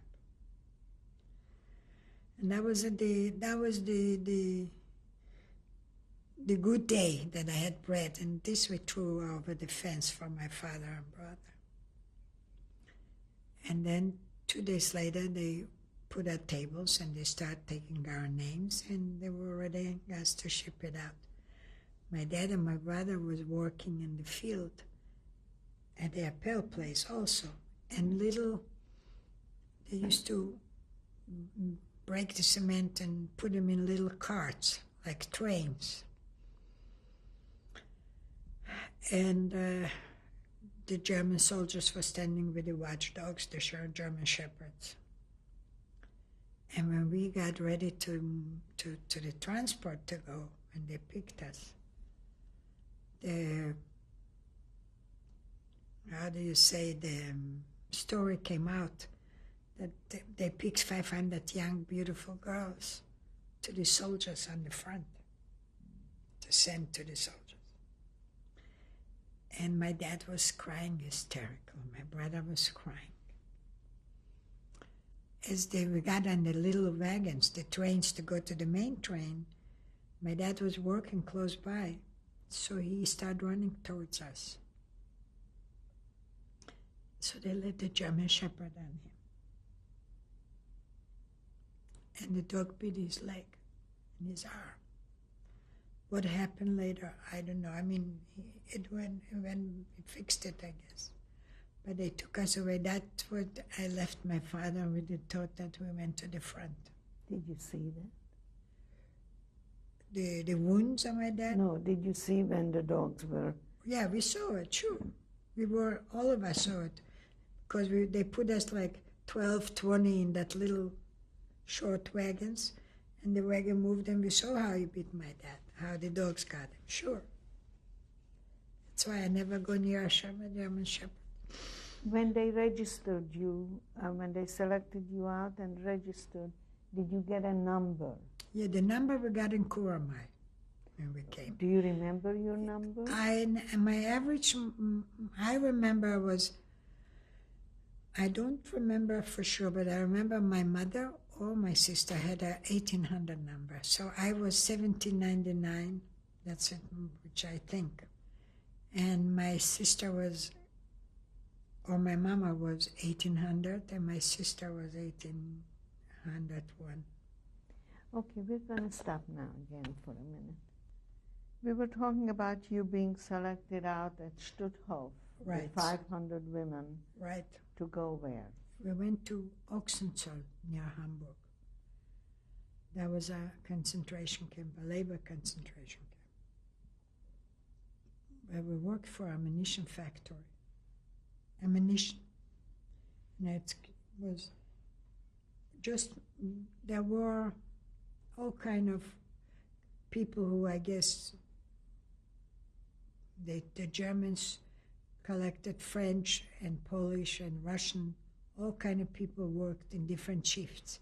But our shift was just the 500 Jewish women. And we had the camp, that was the lager Älteste, the lager commandant, he was German, SS. Did you know his name? Oh, can't remember. Okay. We called him the murderer. He used to beat us always. I mean, he always finds, he was a wild one. And we used to work in shifts, 24-hour shifts. One group worked nights, the next group worked the morning, and we used to work in the factory. We did ammunition. And at the same time, the mechanic, the officer who worked, the German officer from the Gestapo, he taught me how to fix it. If it breaks anything, the 5 machines on my line, I fix the machines. What kind of ammunition? Bullets. Big bullets. And we used to come, let's say, the day we had a night shift in the morning, he wouldn't let us go to the barracks.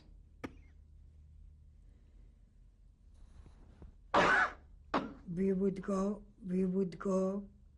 make us go to work on the potato fields and pick potatoes for a couple hours.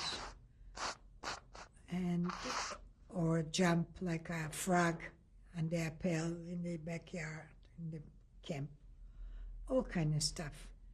And one day, as we worked, we were cutting grass in square pieces to cover up the bunkers that they build themselves. And the German officers, the soldiers who watched us, we had SS women who watched us, and we had soldiers SS. And they told us that we cannot go back after a night shift. You work at night, you want to go. So we cannot go back to the barracks, we have to go in the field to cut the grass. So as I was cutting grass, a narrow strip, I didn't have a room where to fit it in, so I threw it away. So when he saw me that I threw away the piece of grass, he took his stick. The stick was with a rubber, and it was a metal stick, and he started beating me something terrible. And he gave me a nickname, because it made me black, and he gave me a nickname, the Black Devil. And that was my day. And then we went to the barracks, and we had our soup, and we went to sleep. We washed ourselves, and we came, and I came to work at night. There, a German officer, the Gestapo, asked me, "What's wrong? What happened to you?" So I told him the story that they beat me up. But he didn't say nothing. And then the SS women, they used to be right on top of you when the Gestapo was there. So he used to ask me what he asked me. So I said, "Why do I look like that?" So I said, "I hurt myself." I didn't tell her. That was it. The next coincidence was that the girls used to faint night shifts in the factories because he never gave us the right food that the factory shipped for us. He used to sell it on the black market. And we were working, and he was driving us crazy. If we worked night shift or the middle shift or the morning shift, we could never go in the barrack right away. We had to go in the fields for potatoes or these. So girls used to faint near the restrooms. So the camp leader from the factory, the engineer, called the SS women and asked them, "What's wrong?" So they said maybe they're tired, I don't know. But we girls told him that we don't get enough food and he's driving us, so we don't work. He doesn't give us a chance to rest. So for a while, this business stopped. He didn't send us on the fields anymore for a while. And that was the first time that we were snitching on him. And the next time was that we went to work, and I woke up with a swollen face from my back tooth in this side. And my mouth was so bad and the pain was crucial. And came to work, I had to do mechanic work because 2 of the machines didn't work right. The bullets didn't come out. So I was working, and I couldn't talk when he came to ask me, what did I do? I couldn't tell him. So he called the SS woman, and her name was Flocke. And she understood a lot of Jewish when we girls used to talk between ourselves because she was working for a Jewish family a lot of years. And she was working for Jewish people in Germany, so she understood Jewish. That time, he told her to take me to Neugamme to see a doctor. And Neugamme was a huge camp. who were war criminals, war prisoners, doctors and law, and they ran the camp. And they used to bring all kind of people from all over. And we had to go by train from Ochsenzoll to Neugamme. We had to pass by Hamburg. And she took me in the civilian train. I was standing outside and she was sitting next to the door, watching me. And a lady came out, a German woman came out and had a half a sandwich. She ate a half and she kind of wanted to give it to me, but she didn't let her. She took it away. Later on, she ate it herself on the way when we walked. She didn't give me. And that was an experience. And it was, I even know what it was, sardines with butter and bread. So did you go to Neuengamme? They took me and we walked to Neugamme. In Neugamme, the streets over there to Neugamme was full of trees with green pears. And we were stepping on them. And I begged her, I want to pick some up. She said she wouldn't let me. So the first time we got there, I went in and a Wehrmacht officer asked me if I'm hungry. And I couldn't talk, but I said yes. My mouth was sideways. And he brought me a bowl of soup, but not just soup, it was thick stuff in there. And I ate it as bad as I could chew. I ate it. It was wonderful. And he took the plate away and I said, thank you, and he left. Then the guy came, a Polish doctor, and he took me into the dental office, put me in the chair, and he said to me, do you understand Polish? I said, yes. So he said to me in Polish, I'll be very lucky if the German doctor doesn't come in. But if you come in, he's not going to take one tooth. He'll take as many as he can. And that's what my luck was, that the German doctor came. And he pulled out 7 teeth, including the one that was bad. But what he did, he gave me shots from the outside, from both sides of the cheeks. And the needle was like for a horse, a huge one. He gave me the shots, and that's when I bled a long way back. On the way home, I bled a lot. And the next morning, I had to go to work. So the German commanding officer came up to me and asked me, how am I doing? Did they take out the tooth? So I showed him on my fingers that it took 7. Sounded like he said, verflucht nochmal. And it didn't, but he told the SS woman to take me twice a week until the swelling goes down, back to Neugamme for lamp, they used to give Strahlen, lamp Strahlen, so the bones, because she's a good worker, I need the machines. She takes care of the machines. So the second time I went with her to Neugamme, she had a fishnet with her, and we picked some pears. So when we came back, at the gate, she gave me a 2, and the rest she took it for herself. So I had a chance to have pears a few times. And we went there twice, 3 times altogether to Neugamme.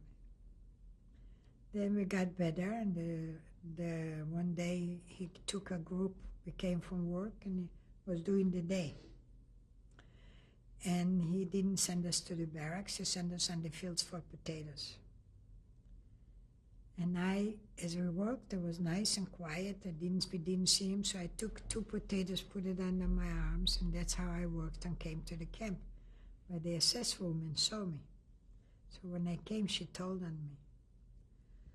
So he asked me for the potatoes, and he beat me up.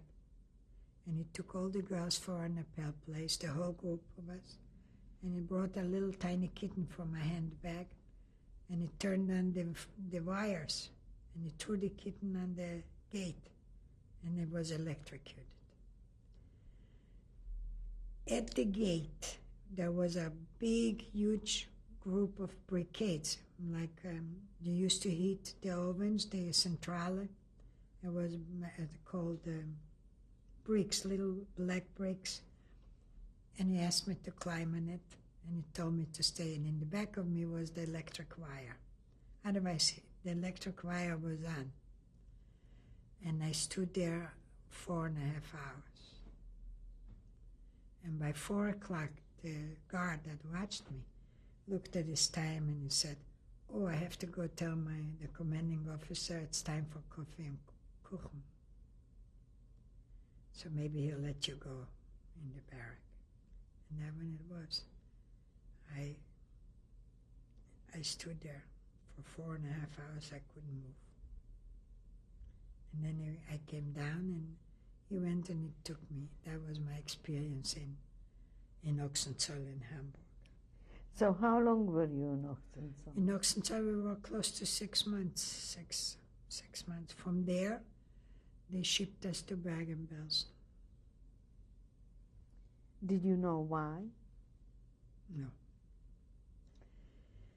Being in Ochsenzoll, we had twice bombings from the English. We didn't know who they were, but we girls used to open the windows, turn off the lights, and beg them, throw a bomb on us.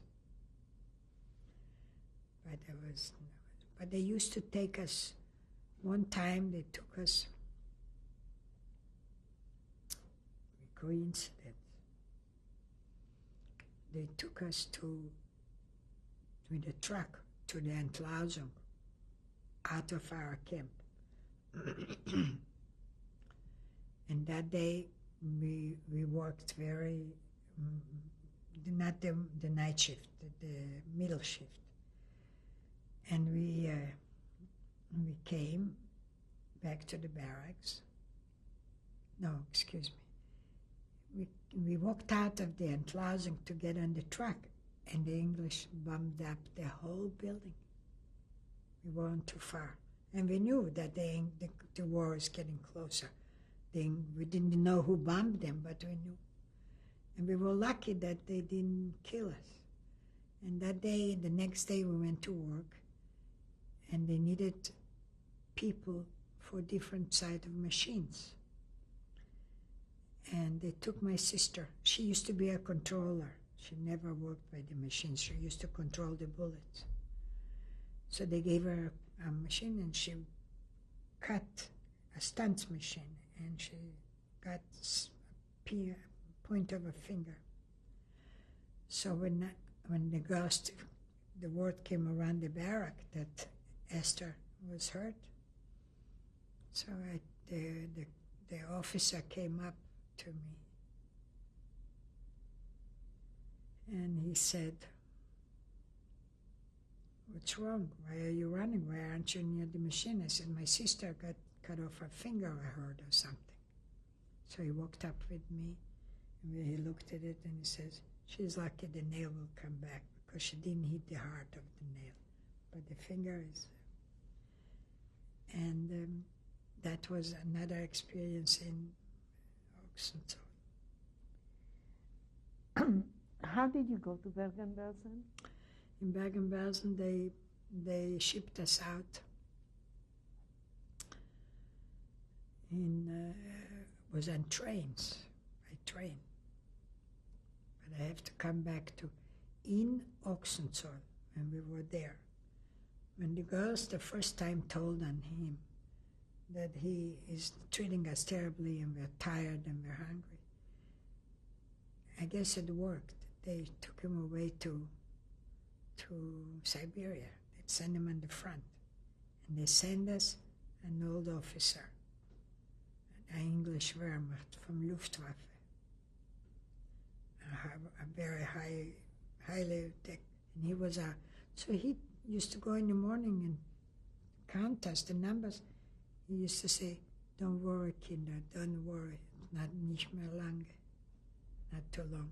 But he had to watch himself too, because the SS women was around him. So from him, we used to feel like this is the daddy's here, a tate. God sent us a tate. He's watching over us. And with him, we went to Stutthof. To Bergen-Belsen. And in Bergen-Belsen was horrible, just horrible. Describe when you came into Bergen-Belsen. Before we drove out, we walked up to Bergen-Belsen. We had to walk by fields. And on the fields were lying sweet kukuruz. I don't know if you know what it is. In Europe, they used to feed the cows with it. But it says a sweet taste. And we were hungry, so we grabbed and we ate some. Some of us got very sick from it after a while. But when we came, the SS barracks were on the right, the gate was, and the camp, you could see stacked human bodies, like in stack up wood.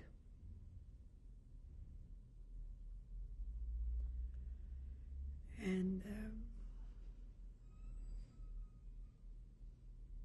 it was such a horrifying experience to see the men skinny and like Muslim men and dragging dead bodies and stacking them up.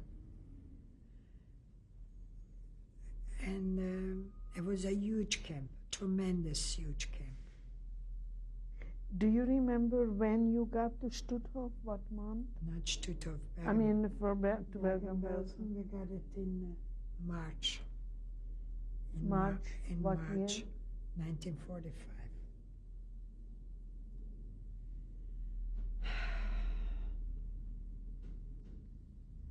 Go on.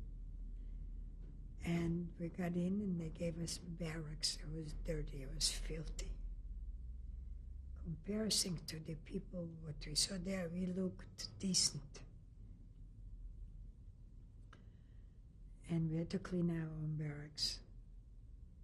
As we were there, and we slept like 4 in a cot or 3 in a cot.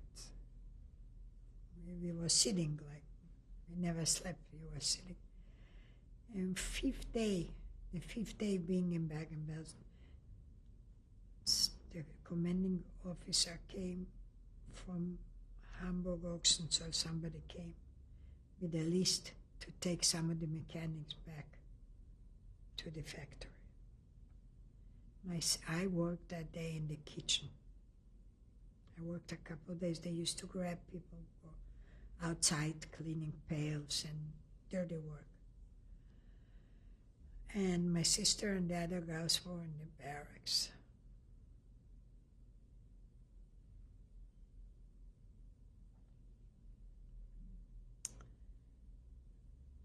And she heard the news that they came to take me. 10 of us or 8 of us, I don't remember who worked mechanically. And she ran to the gate. And she ran to the wire and grabbed the wire. And she hollered. She saw me outside cleaning the pots and they tried to hide yourself because they came to take you away from me. Next to us was another girl, and she had a cousin. Her name was Shulamis. And one was with me and one was with my the one cousin was my sister. So the two of us decided if they don't take us, it's okay, but if they take one of us will give the number. I'll take off my number because he didn't know who we are, the faces, the one who came to pick us up. And you stay here and I'll go with my sister or you go with Shulamis, one or the other. We should exchange the numbers. That's what we decided. But as my sister was standing near the gate, near the wires, a Hungarian girl from Hungary, she was a couple. She came up with a big stick and she told her to get away from the gate. And my sister didn't go, so she started beating her. She beat her something terrible. She's suffering today from all And the girls grabbed a barrel that they used to bring for the hot houses and put it on her to hide from her because she was so angry. She beat us so hard. She could have killed her. And then when I came to work, I walked in and I saw what happened. It was unbelievable. That was the experience in Bergen-Belsen. We were there not long. We were lucky enough. We were there about 3 weeks. We got liberated April 15th. The English. Can you describe that day? Yes. The day of liberation. We had voices to the Ruppers, to the microphones. Please stay where you are. Don't run. Don't be afraid. We are here to help you and to liberate you. But this was all in English, some of it in German. So One moment. What happened prior to that? What did the Germans do? I'm coming to it. So when we had that, the Germans started to run. They started to take off their different medals and stuff. But somehow the English didn't give them a chance to run away. And in the other side of the barrack, men, most of them, where they used to bake the bread, I guess they poisoned the bread in the bakery there. They poisoned the loaves of bread. So they broke the gates, the doors, and they grabbed bread. And thousands of people died that day, Häftling, because they poisoned from the poisoned bread. And they told us not to eat the bread. And when they came in, there was a rabbi who talked. Not sure it was so heavenly. And they picked up all the Germans, pushed them on the side, out of the barracks. So my group of girls grabbed one of the SS women's rooms. They took them out, so we ran in and we took it over. We had a shower. We could put on a towel and wipe our face. I mean, we started to act like human beings. The second day, in the morning, I went out and we saw German shepherds, lots of them, on one side of the Appel place and the other side of the Appel place. And they went with a yellow ribbon and closed up a square, a huge, huge part of the gate, of the Appel place. And they put dynamite around it. And they opened it up. And it's funny that the dogs knew exactly how far to go. There were a few girls who were standing, and then I walked away, and they told us, you cannot stay here because of the dynamite. And they opened it. And in the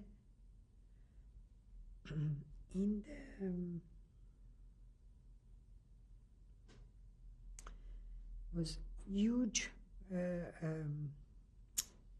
not boxes, but like containers, square containers, like, what do you call them? Huge ones, like it has a certain name. I can't think of it. Crate? Not a crate, but it was like very similar to a crate. But it was nice ones made out of metal with a cover. And the English soldiers opened them. It was dozens and dozens of them. It was full of watches. Watches and gold that they took from us.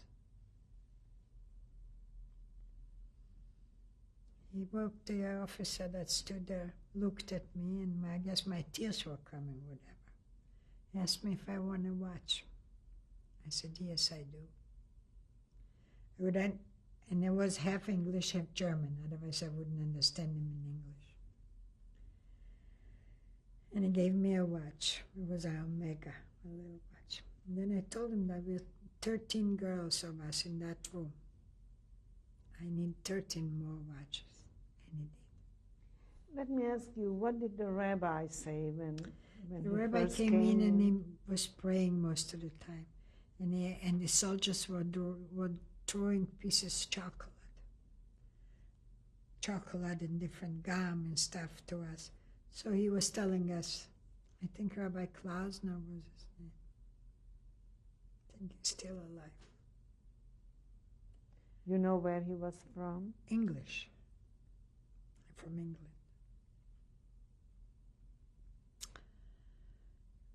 And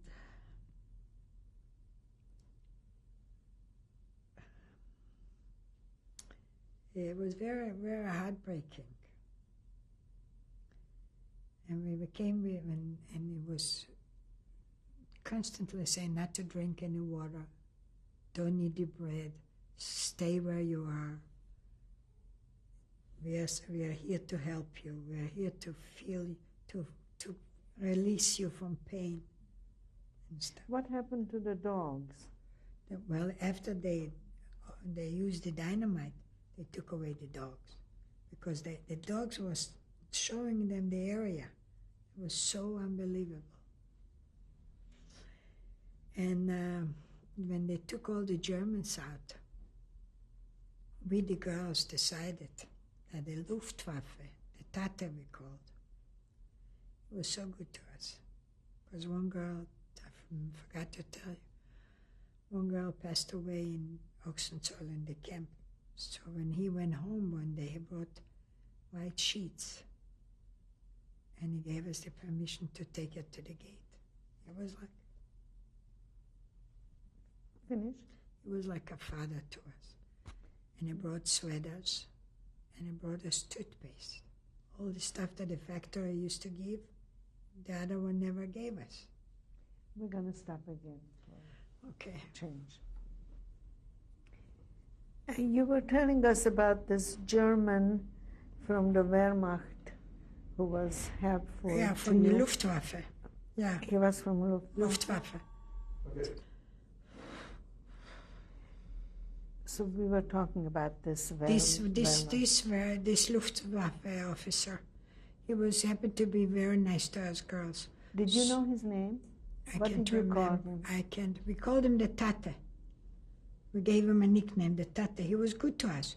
He even asked, some of the girls didn't have shoelaces on their shoes. And he brought shoelaces when he went visiting home. I mean, little things like that, that there was a miracle guy. And when we came to Bergen-Belsen and they started collecting the Germans, some of the ladies said, let's put a petition. He only was with us a couple of months. And ask that they should tell him how good he was to us, that he's not worth it to be sent away. He's not a SS. And he's a good human being. And the other thing was, I just came to think about, and he used to tell us, it's good news, it's good news. In the morning when he used to count us, macht's nicht, wir gehen schnell, es wird schnell. We shouldn't worry, all kind of stuff he used to tell us.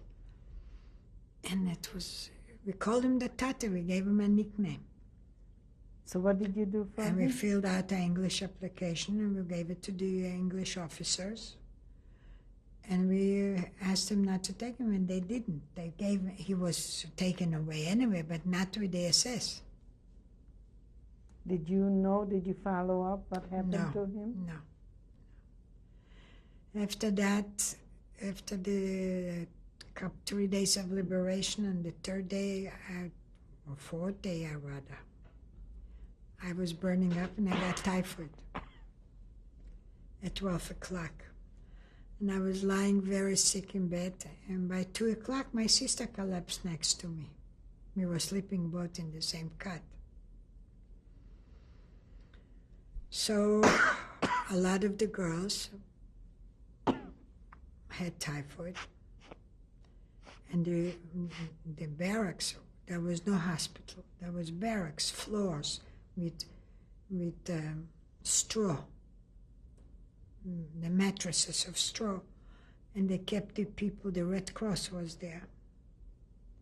And they walked around and took care of us. And we were there a couple of weeks, I think. I don't remember how long. And when both of us got better, we started to walk around and have a little strength. I had immense hairdo, very short. And from typhoid, if you don't cut your hair, you lose a lot of hair, but you got to cut it off when you have typhoid.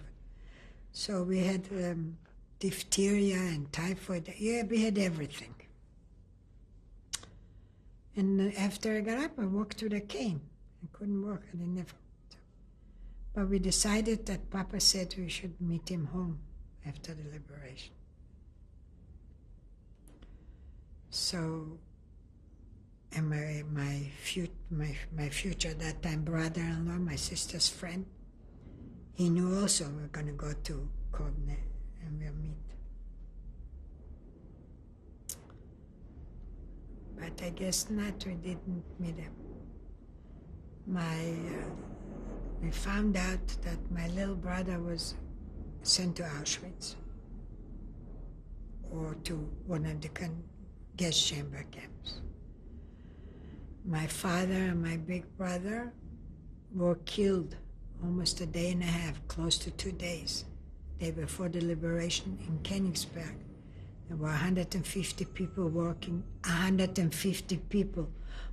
at the ocean and the port, and they pushed them all in the water, and with machine guns they shot them in the back and killed 150 of them. Just the next day, the next morning, the Russians arrived. And 8 people lying one on top of each other, they started to move, so they picked them up, and that's how we found out where they were killed and how. And I still can have the date for Yiska, for Kaddish. I can't. But eventually someday I'll find out what date it was. That's how my dad died, my brother. And where did you and your sister go? After we got stronger, and we decided that Daddy wanted us home, and we're going home, so we registered to go back home.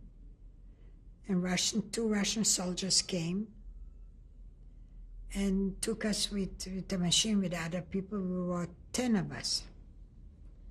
It was a mother and daughter, myself and my sister, and the rest were my sisters were a very good girlfriend, and the rest were from Vilna and from Kovna, 2 different places. Girls who wanted to go home, and they took us to a Russian camp. At the Russian camp, the minute he saw me, the next morning we came in, it was late in the evening when we came, he gave me a rifle to stand at the gate for a soldier. We speak Russian. And I needed a cane to hold on, so I used to hold the rifle to hold on to.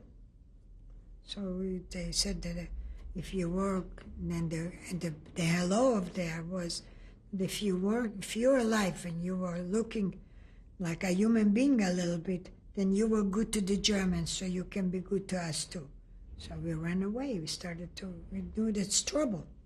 We were in a camp with Russians, but we had no choice. Do you know where this camp was? It was around Hamburg there, around Bergen-Belsen in that area. But they took us to a place near Stettin. The Russians took us near Stettin. And they let us off on a field. And the city was bombed. The buildings were bombed. And they told us to sit down and wait. Where are you taking us? They didn't say. And we're sitting there, and they don't feed us. And then we see trucks are coming with bales of food. It's another camp, another all over concentration camp. But what happened was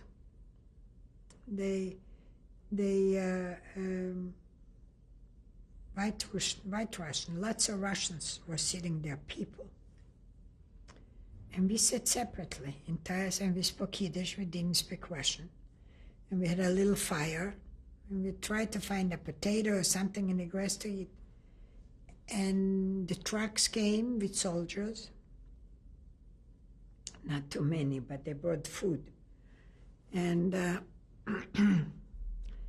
and a car came, a black limo came with motorcycle, and a little guy, a thick, short guy. Lots of medals came out, and he started walking between the people. It was the Russians, and then they looked at us from far away and went, what kind of animals are those? But he came up, and he said quietly, Amcho. And the lady answered, Avade, yes, we are Amcho. And he gave us a hint that it was the first chance we have at night to run away. Because all those Russians were shipped straight to Siberia. So my sister and another girlfriend started to make some connections, how to run away. We cannot run 10 of us at one time. And we were running here and there, and she found out that there was a Jewish little committee or something. She started running between the broken buildings. And they found out, and some people got connected her. And she brought us news that there's like a home where you can go, but we don't know exactly where yet. We have to find out. And the day after, as we were sitting at night, we started running 2 at a time or 1 at a time to run away from them. And that's how they were shipped to Siberia, and that's how we winded up around Stettin. And from there, we decided we had to go to Poland. So we didn't have any money, we didn't have nothing. But in that little place, my sister found out there was a couple who lived all the war, the time of the war, in one of the German cemeteries. They were hiding there. And they are the ones that came out, and they opened doors for people who were in the area, Jews. And they told us how to get to the train and how to do this, and so when we came to the train to go, we had to go to Poland first. We didn't have enough for all of us to get. We bought tickets, but there was no seats, nothing. We were hanging on the train. And then I and another girl climbed up on the bricks that you put in the fire, you heat the train with. We sat on the coals. And that's how we arrived. And we had to hide from the Russian soldier. It was a picnic. And when we came to Poland, they told us that it was in Lodz, that number 18 or something is there. There's the committee there, the Obsesjice, they called it. And we got there, and they gave us a room with straw mattresses. And they told us at night, you come, in the day come down, we feed you, we'll give you eat, no food. And when the soldier gave the 13 watches, I was in the 13 included. But I said, well, 13 girls will live here. But I had a watch already. And he gave me so Esther and I had 3 watches instead of 2. And in Poland, I'm walking on the street, it's bakers, so you have nothing to buy, nothing, not a penny by your name. So I told Esther, let's sell one of the watches. Who do you sell? Where do you go? All this, standing in front of a bakery, and your mouth waters, and you can buy a piece of bread or anything, and you're still hungry, you still don't have enough. And one day my sister and I walking, we're going to look for some work or something. And somebody's calling her name from the back of us. Turning around, that's a friend of my brother's. And we told him that we were liberated, we told him what's going on, so he said he works with the underground, with the Bricha. In here, and and my sister's girlfriend, she was a registered nurse. So she was with us. So the three of us started to work in that, over there in Lodz. And every day we knew reports, who is arriving in Kovne, what's going on, how many Jews are there, how many were there. And we stayed there for quite a long time. We worked. I taught them Hebrew songs. I taught them a little the alphabet in Hebrew, and I did with them gym. When did you get to Lodz? In Lodz we got, I think it was in end of May or so, or maybe later. And how long did you stay? About 3 months. 3.5 months. And then came a lot of people from all over different places. And they got a chance to ship him with the train and gave us false passports. We were Greek Jews. And my sister was there, the head. She was taking the group back to the American zone. So that was the group. And we couldn't talk, only Hebrew, because the Greek Jews don't speak Yiddish, they speak only Hebrew. So if we talk with them and ourselves, those people who understand Hebrew, we talk Hebrew, and those who didn't. When we came to the front, to the borders, we told everybody not to say a word, say some kind of a crazy name or something, like you sound like a Greek. Because when the soldiers came up to check the passports and the list and the group, we were Greek, we're going back home. And then we arrived in Landsberg, in Germany. And in that camp, in the DP camp, we came and they gave us a barrack where to stay, and they said tomorrow morning we'll register you, we'll give you different directions what to do and everything. And Litwakis were there, a bunch of friends. And Ben was there. He was in uniform. He was working for the UNRWA. And I knew Ben, I was a little girl, but he was a friend of my brother and my sister. He used to come home. And when we came there, my cousin's cousin from the other side of the family said, he was the first one that found us, my sister and I. So he came up and he said, I have a friend here, his name is Beba. Beba was Ben's nickname. We called him like that from childhood. Zviduchinsky was his family name. So Esther said, tell him that Chana and Esther are here. He knows who we are, Dotzik. And the cousin's name was David. So David went, and before I turned around, he came, he walked. He also walked with a cane then. It was a little hard for him. It was still not off. It was very swollen when he was liberated. And then we didn't move any farther. We stayed there. A lot of people went to different camps. And we used to travel around and looking for the family, who is alive, who is not. And it took a long time. Then my sister found her boyfriend. And she got married in Landsberg. And that was Harry, my brother.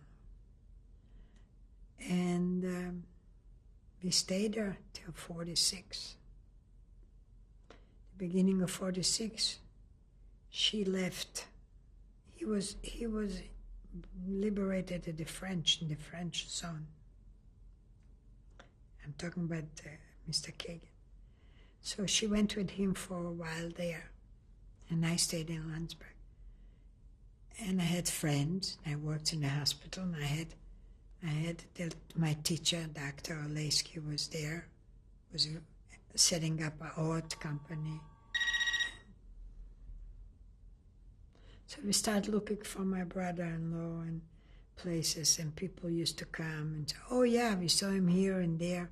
But finally he came, and they got married in Landsberg. And then she went with him to Heidenheim. Heidenheim? Don't remember. She'll tell you that. And I was left, and in 1946 she went to the United States. He had some friends who made papers for him, but I couldn't go because I had appendix removed. So they wouldn't let me on the boat. I had to wait 6 months, 8 months or something. So Esther left to the United States with Harry, and then I came 3 years later. But I got married in Landsberg with Ben. He used to watch me. He used to teach me. And he... what did you do in Landsberg? How did you That's survive? what I want to say. I started to work. Dr. Oleski gave me a job. I worked in the hospital. And he said, anybody who wants to take nursing courses can go in.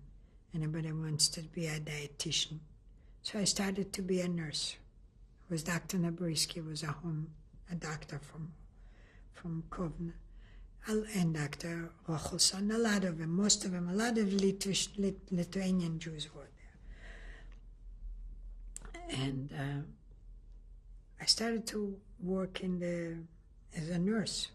I wore a white, not a uniform, but a white apron, nursing apron, and a cap. And they used to bring people from all the camps in the hospital. And every time when they brought men, I guess it was an instinct, a jealous instinct, that I didn't find my dad, because it took a long time until we found out what happened to them. So I just get hysterical and started with crying and had stomach aches. So he told me, it's not for you. What did Ben do?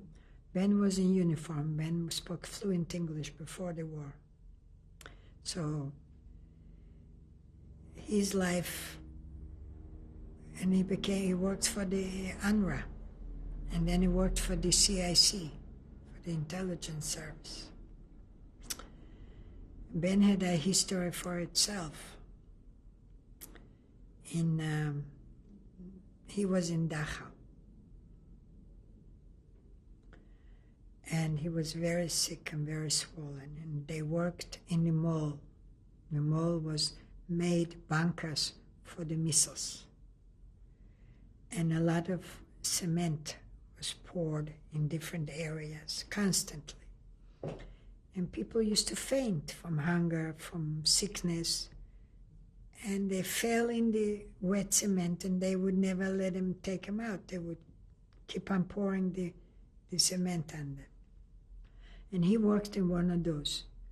And he got terrible swollen, because he also had sores on his feet, in the calves. And it was like big holes you could put a finger in. That's why I say when I saw him after the liberation, he was still walking with a cane. And when they were liberated in April 28, before the bombing was going on, some people could go on the train, some people were on the march. But two guys who were next to him, Hungarian fellas, he couldn't walk, so they grabbed him and dragged him in the woods and put him between trees.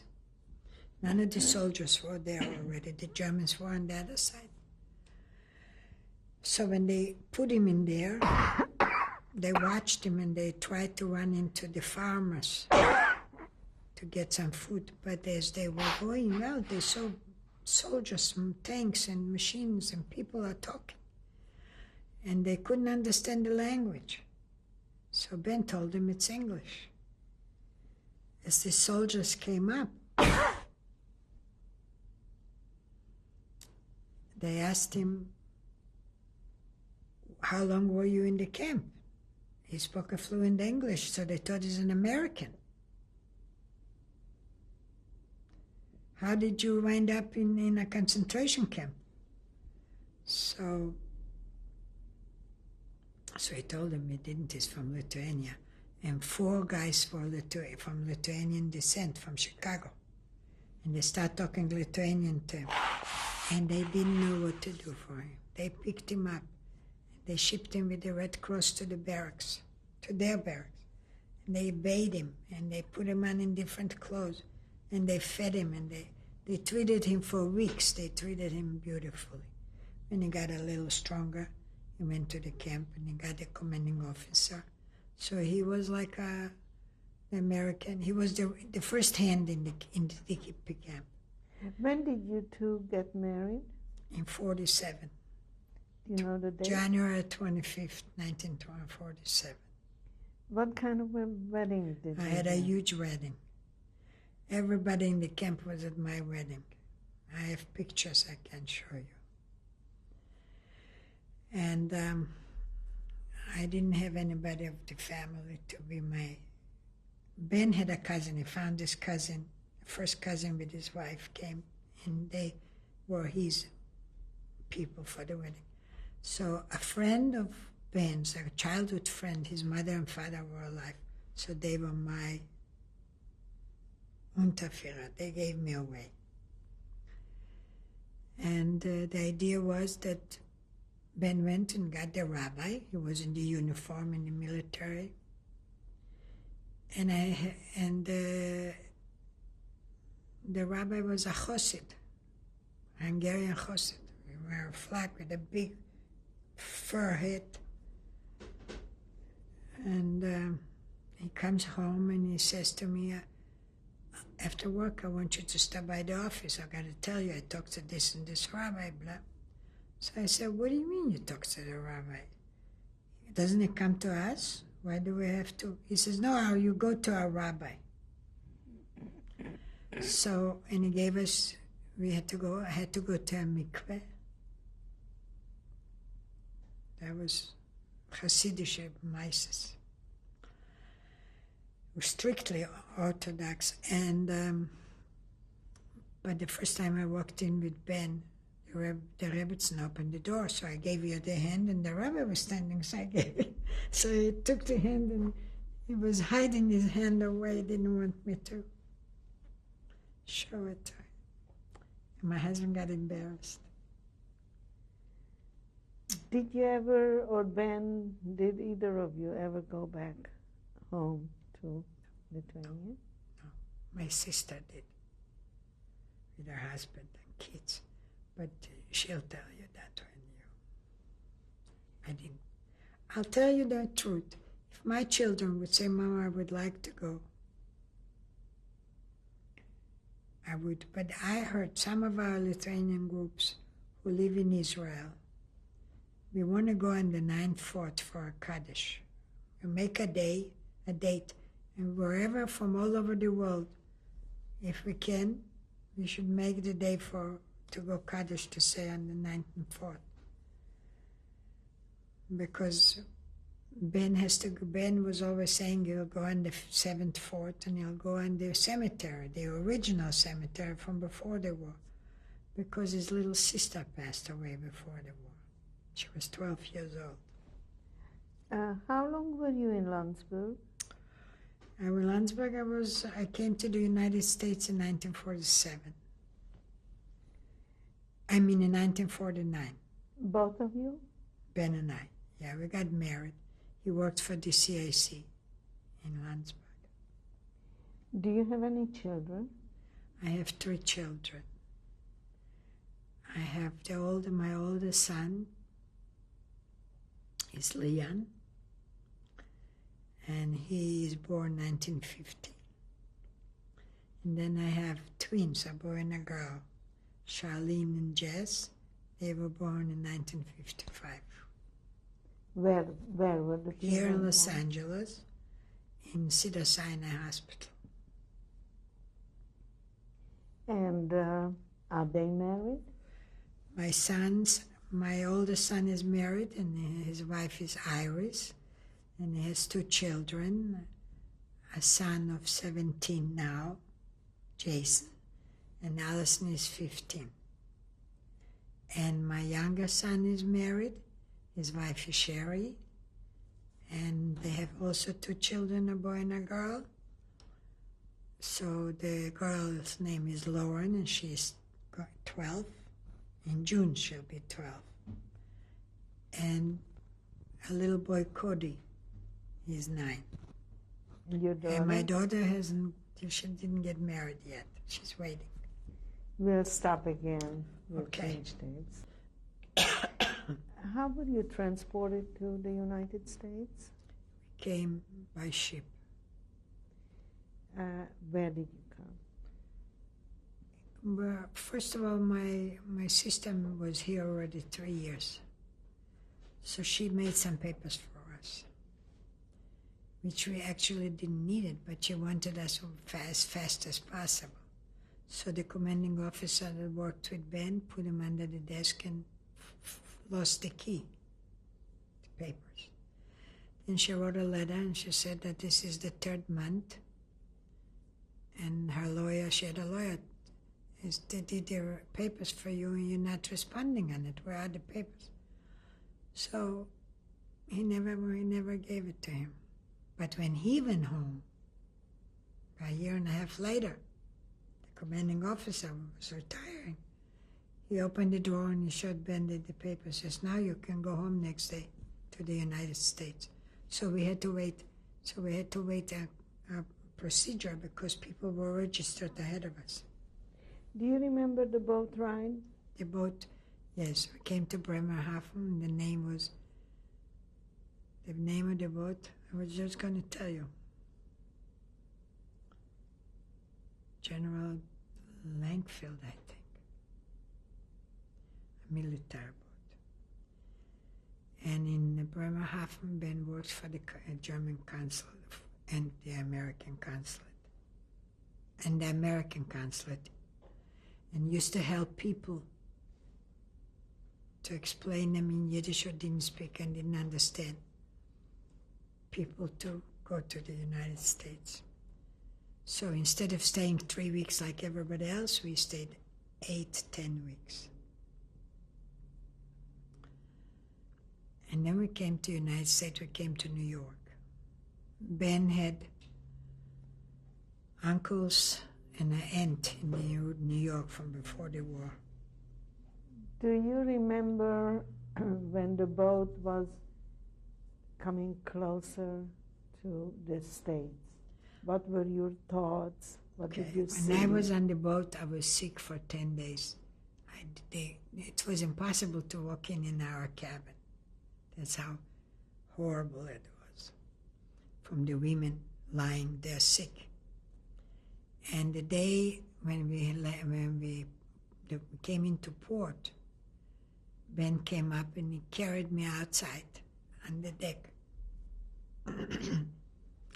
And he said, "Look, Hannah, look how wonderful the lights. This is New York. We're here." All I can remember is a line of red light and a line of regular light. And I said, "How come such a big lines of lights in one?" He said, "That's cars going back and forth." But I couldn't handle it.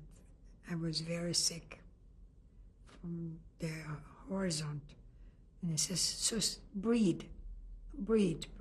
And we sat there, he said he held me, but my thoughts were, oh my God, I'm in the golden land. Did somebody wait for you? Yes, the uncles came. My sister and her husband and child were in California. And then some friends came to pick us up, visit us too. So when we came, we stayed like a week between uncles and aunts, and we visited with friends. And then I spoke, on the boat. Ben spoke so fluent English, so all the soldiers, anytime they didn't want to do something, they would say, we're going to paint, we have to paint, we're getting into port, we're coming home. The boat has to be spotless. So they used to play poker. So they said, Ben, can you paint for us that floor? We'll give you each $1. There were 8 guys, so Ben made $8 on the boat. And this was our money in America. So I called my sister to tell her that we are here. She was sitting there. She didn't know where we're going to land. And then we arrived a week later. A week later, we arrived in Los Angeles. My sister and Morris was a baby at that time, 3.5 years old, I think. And her husband came to pick us up in some relations for my mama. So, Why did your sister and you decide to come to Los Angeles? no, my sister came first to Los Angeles. When she was in New York, my mama had 2 cousins here from before the war. And she wrote to them, and she calls, they talk to each other. So, and when Esther got pregnant with Maury, she said, why do you have to sit in New York? It's cold, it's warm in winter. Come to California. So she came to California, and that's why I came direct then after a week being in New York. What did you do here, you and Ben? Ben, first when I didn't, first I was a housewife. I did nothing. Took us, when they came first, took a long time to get a job. And Ben worked in different, like in a cheese factory. And my brother-in-law worked, and we lived in this, in Ball Heights, that time, the Jewish area. Did the joint help you? I didn't know there is a joint. It's a different way. It's not like today. The Russians, they go in the, but nothing. We didn't have anything. And when Esther gave birth, then we found out that the joint or the Hayas, I don't remember. The hospitalization, they send you to certain doctors who can do so. That was it. And then Ben worked for different factories in textile and this. And he went to school at night. And then my son was born. And that's how we started to build our life. It was very hard. When you get $34 a week wages, it's a lot of wages. That was his first paycheck. Did you join a temple when you came here? Yes, we did. We belonged to we always went to the Orthodox shul. We used to go to, in Bull Heights, there was the big shul there close by. And when we moved away, we lived on Hayward, North and South Hayward. We used to go to an Olympic, Rabbi Orlansky. He was on the corner Olympic in Fairfax, a small shul. Very fine rabbi, very fine man. And then years later, we came to the valley. It's been 30-some years we're living in the valley. Did your children have any Jewish education? Yes, they did. They went to school, and their home gave them all the Jewish, spoken Yiddish most of the time. And we gave them a Yiddish education. And I taught them all the Jewish tradition. And my sons were bar mitzvah. As a matter of fact, my daughter had a bas mitzvah too. And everything went in the normal Jewish traditional way, the way I was grown up and the way I was raised and Ben was raised. And your grandchildren? My grandchildren go to Hebrew school, and I speak Yiddish to them. and my children, we all have the Jewish traditional procedures. We're not strictly kosher, but a Jewish home. Now, you told me Ben was involved in survivor causes. Yes, Ben, when we came, Ben was from the the first, when they started to make the Federation. My brother-in-law, Harry, and Ben belonged to the Federation, the first ones. If you remember, there was, what was his name? I can't think my name, my head doesn't work. And then he worked he was with the Post-War Jews, and he was the president of the Jewish Lithuanian organization for 20-some years. They never tried to take away the title from him. They always kept it. If he would have been alive, he would have been still the president. What happened to Ben? Ben passed. Ben got cancer, and he passed away 2 years ago. I know your daughter is here. Yes. Maybe we'll bring her in now. Yeah, do you want to tell him to close it up? Charlene? And would you introduce your daughter to us? Yes, this is my daughter, Charlene Woods. And she's going to read. Oh, okay. What is Charlene doing? Charlene is a speech pathologist, and she works for this government in the schools and works for it. And she is not married, and she's beautiful in my eyes. And Charlene, I knew your father, and I know that he was very much involved in the Jewish community and especially in the Holocaust community. I understand that we didn't have a chance to interview him, but I know that he wrote his own biography. We would ask you at this time to maybe read this biography to us. Can I ask you something? I have a picture of him. It's later. Okay. My name is Benjamin Woods. I came to the United States in April 1949. I was born the son of Leib and Besia Viduchinsky in Kovno, the capital city of Lithuania. I was raised with my brother Yitzchak and sister Sarah. As a youth, I attended both elementary and secondary Hebrew schools in Kovno. They were Schwabe and Real Hebrew schools. These were only two schools within a flourishing and widely ramified network of Jewish schools, yeshivas, institutions, organizations, and religious parties. And like my hometown Kovno, Jewish Lithuania was a thriving community.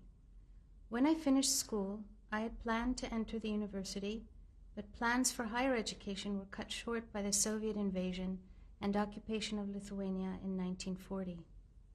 Unfortunately, under the new Soviet rule and administration, I was deprived of furthering my education since I was the son of a merchant and considered a bourgeoisie. Consequently, my father and I had to seek employment to support our family since the Soviets had seized and nationalized our property without any reimbursement. The work continued until the onset of World War II, June 22, 1941. Like other Jews of Lithuania, we expected a national and economical crash, and our Jewish social and cultural life, of which we were so proud, was destroyed and extinguished by the Soviet power. But I did not know the atrocious fate awaiting me, my family, and my people that came with the German invasion and occupation of Lithuania. As soon as the Germans invaded the country in June 1941, June 22nd, 1941, the physical extermination of our Jewish population began. The concealed hatred of Lithuanians for Jews erupted. Hordes of Lithuanian murderers, including clerks and intellectuals, had massacred and helped exterminate most of the Jewish population. 250,000 Jews scattered over 250 communities, towns, cities, hamlets, and Stettlach were condemned to complete annihilation without any possibility to defend themselves. Before the locking up of the Jews in the Slobodka ghetto, a suburb of Kovna, capital of Lithuania, by August 15, 1941, various pogroms and selections were carried out by the so-called partisans, self-proclaimed militia. The second day after the German invasion, June 25, 1941, Lithuanian nationalists carried out a hideous slaughter in Slobodka, where most Jews lived, and slaughtered 800 Jews in one night. The murderers slaughtered rabbis, doctors, theological students with their families in their homes. Until July 7, 1941, the day orders were given to wear a yellow star in front and back of the garments we wore, and all Jews were then forbidden to walk on the sidewalk, only in the gutter.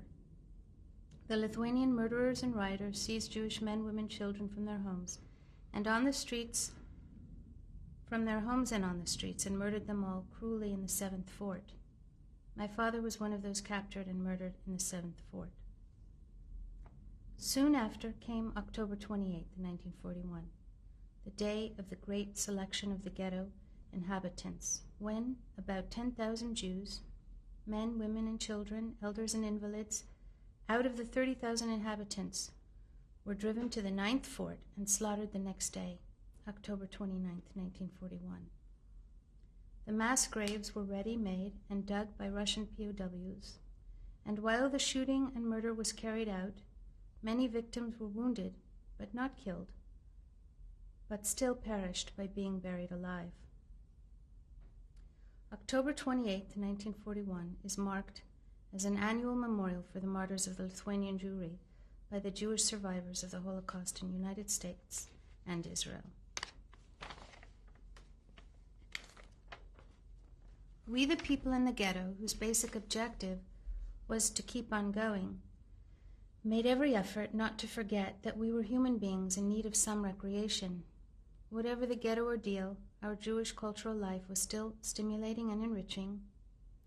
Teaching, though forbidden, was secretly developed by teachers, rabbis, artists, who inspired an escape into books and history and brought some relief to the young and old ghetto inhabitants and also helped them to go on living. There were daily prayer services for adults who could find the time for worship. Also, studies of the Bible and Talmud were available.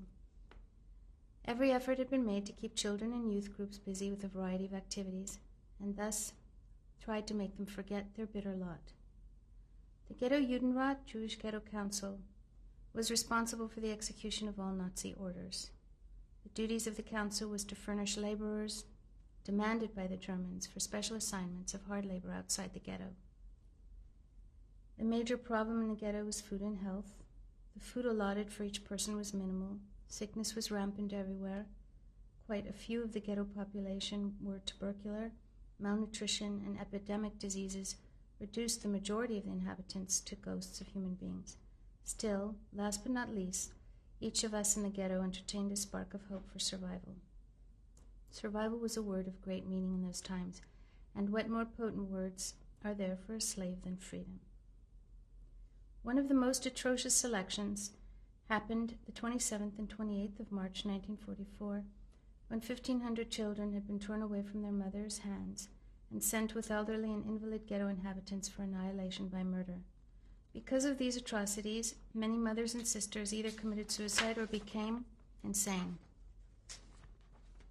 July 8th through July 12, 1944, the 4 ghettos of Lithuania were liquidated and destroyed. Some Jews of the ghetto, hidden in prepared underground bunkers or cellars to avoid deportation, were burned alive by special assigned Nazi SS extermination commandos who had thrown grenades in the bunkers where the inhabitants perished. The surviving 10,000 Jews from Slobodka ghetto were deported in cattle freight trains to the death camps in Germany, Stutthof first and then to Dachau. As I can recollect, the trip to the death camps, which was an unknown destination at the time, lasted for several days. The conditions during the trip were unbearable. We were hungry, overcrowded, and with no sanitary facilities, and some people died during the journey. Upon arrival at the concentration camp Stutthof, the freight doors were opened and we were met with the blinding sun and Nazis shouting, "Out, out, you condemned Jews," or "Raus, raus, verfluchte Juden." Yeah. In process of unloading, the Nazis ordered us to line up 5 in a row and march to the roll call grounds. We were registered first and later in small groups taken to the shower facilities where our last small belongings were taken away. After stripping us naked, we were given the well-known striped concentration camp outfits with an identified number. Mine was 85192. After leaving the shower facilities, I and the rest of us found ourselves separated from the women. This meant families were broken up, and this was the greatest anguish. I was separated from my mother, and this was the last time I saw her. For 2 weeks, I and the rest of the men were subjected to different forms of Nazi German brutality, couple provocations, and terrible spiritual and physical torture and abuse. During this time, my senses were overwhelmed, I was always in doubt, and fearful of the uncertainty. Death was all around. Clothing, shoes, hair, artificial limbs were piled at the entrance of the crematoria. I saw the smoking chimney and could smell the stench of human flesh. At this point, I felt that the mass liquidation of European Jewry had indeed become a reality. Still in Stutthof concentration camp, 2 weeks had passed and a selection for able young men was made. All able forces for work were loaded again into cattle freight trains and were heading for yet another destination. It was Dachau. We again had been subjected to Nazi brutality and this time forced into hard labor for the German war effort. The hard labor that we were subjected to was the construction of an underground factory to produce V-2 jet rocket planes, which required heavy concrete and iron reinforcement. I and the rest of the inmates had mainly to unload bags of cement and carry them to the cement mixers. Also, iron rods had to be carried to the construction site. Imagine me, an emaciated 82 pounds, carrying a cement bag weighing 60 pounds under harassment from the German SA. Many inmates had lost their lives during these tasks by slipping accidentally into the poured wet cement and were never rescued or recovered. In fact, this was a form of entertainment to the Nazis. Each day in the camp, we were counted, and each day the number of us declined. Life in the camp was dismal. In fact, there was no life. The daily events and consequences we experienced were not conducive to living, but rather to dying. We were walking dead. Many times I had wished death upon myself so as to put an end to the misery, since my health had weakened considerably. At the same time, I had the hope to overcome. One day, in April, an American soldier with a protective mask over his nose and mouth stood in front of me and asked if I speak English.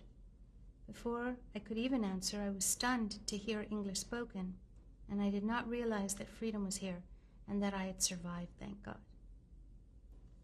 After liberation, being that I knew quite a few languages, I was employed to work with the United States military government as interpreter and officer governing the displaced persons camp in Landsberg, Lech, in Bavaria, and at the same time also served as an officer of the United Nations Relief and Rehabilitation Association, UNRWA, and after with the Counterintelligence Corps, CIC, until I and my wife, Anne, immigrated to the United States of America. And I might happily add that I have 3 lovely children who are married and have their own children, not me. Our grandchildren, 4 of them. I have been employed in the early years in the USA and have been also self-employed. At present, I work for my son in a computing concern and am very much involved in comprehending the computer systems, which helps me in my social administrative work. I am very much involved socially in community affairs I'm the president of the Jewish-Lithuanian Survivor Organization in Los Angeles. I am executive secretary of the Council of Nazi Holocaust Survivor Organizations in Southern California. I'm a member of the executive committee of the Martyrs Memorial and Museum of the Holocaust at the Jewish Federation Council of Los Angeles. Thank you, Charlene. I will ask you to maybe just give us a few words about how you feel about your parents. Well, tell the truth. Do I not tell the truth? You usually do, but don't Usually? make me feel bad. Usually, I always tell the truth. Well, I think that my parents are, my father was really exceptional people, really remarkable, and caring, generous, hardworking people, and honest and sincere, authentic, most definitely. They've been very devoted to recreating and building their lives here and to their family, their children. We were always first in their minds. Our care was... What does that mean to you that your mother gave testimony today? What does it mean? That... To you, that your mother gave testimony today, that this is going to be forever.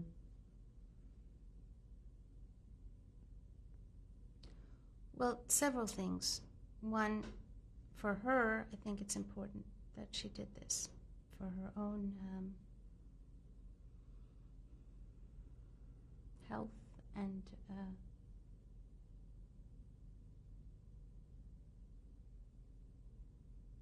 quality of life. I think on some level it was important that she actually did. Secondly, the testimony is important as for the sake of just posterity and to leave for her children and for the grandchildren and the generations to come. They're first immigrants, they're first generation here in America, and there's a great appreciation, I think, that can be maybe not realized now by generations to come, but as they get older or mature, they'll recognize the value of what they had to go through and what we have here, that they fortunately will never have to experience themselves. So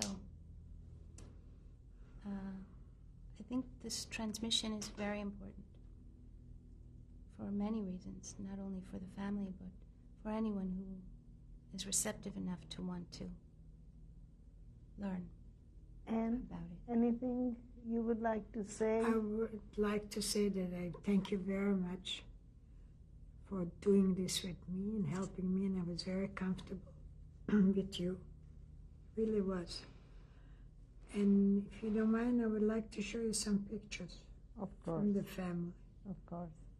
And I miss my best part. Your partner?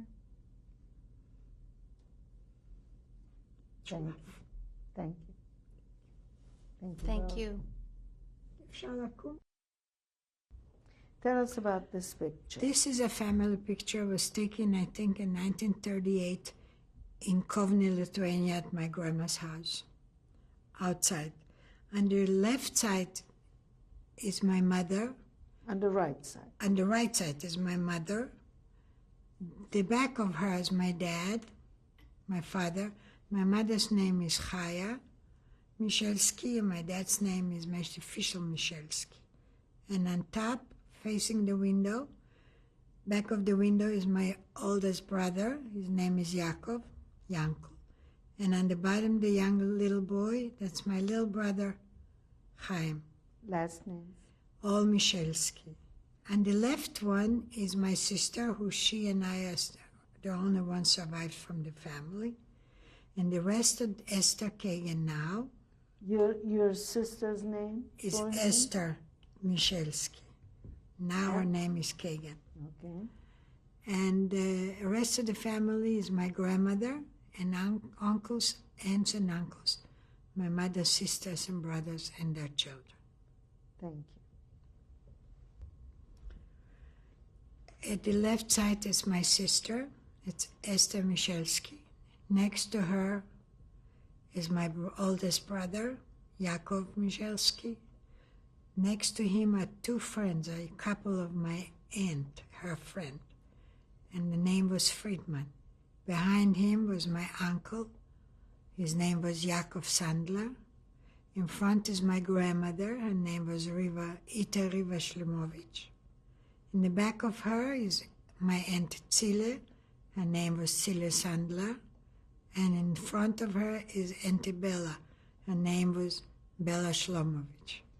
And where was this picture taken? The picture was taken in 1937 in Berstan. This is a kuror, a summer resort where it was mineral waters. Grandma was there, so everybody came to visit her. In Lithuania. Thank you. This is a picture taken in the ghetto where my oldest brother Jakob used to run when Daddy used to go to work and he didn't arrive. And we didn't know if he's coming back or not. So the time that he didn't work, he used to stay in front of the gates. Which ghetto? Kovne, the ghetto in Slobodke in Lithuania. And who took this picture? We don't know, but according to George Kadushin, which he took a lot of pictures which are in Yad Vashem and all over in all the museums. He is not alive anymore, but he did most of the pictures taken. Thank you. What does this picture represent? These are pictures taken in Lithuania, in Slobodka ghetto.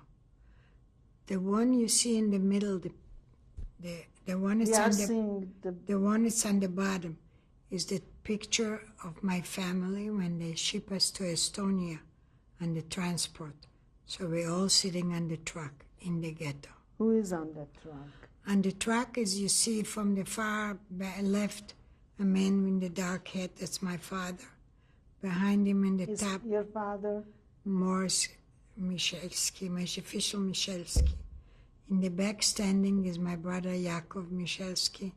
In front, with that bag on the knees, that's me. That's Hannah Michalski. In the back of there, you can see a lady holding her head down. That's my sister Esther.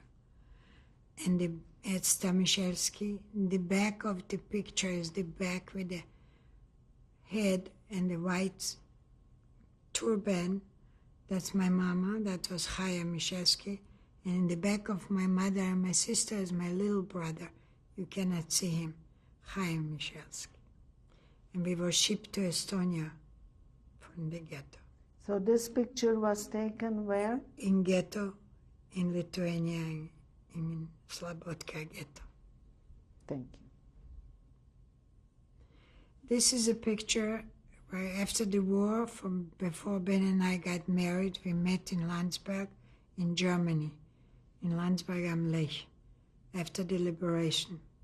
He was in the military, worked for the... Who is on this picture? That's myself, Hannah Michalski that time, and Ben Viduchinsky. That's the way his name was before the war. Thank you. This is a picture in 1947. Ben and I were getting married. That's Hannah and Ben.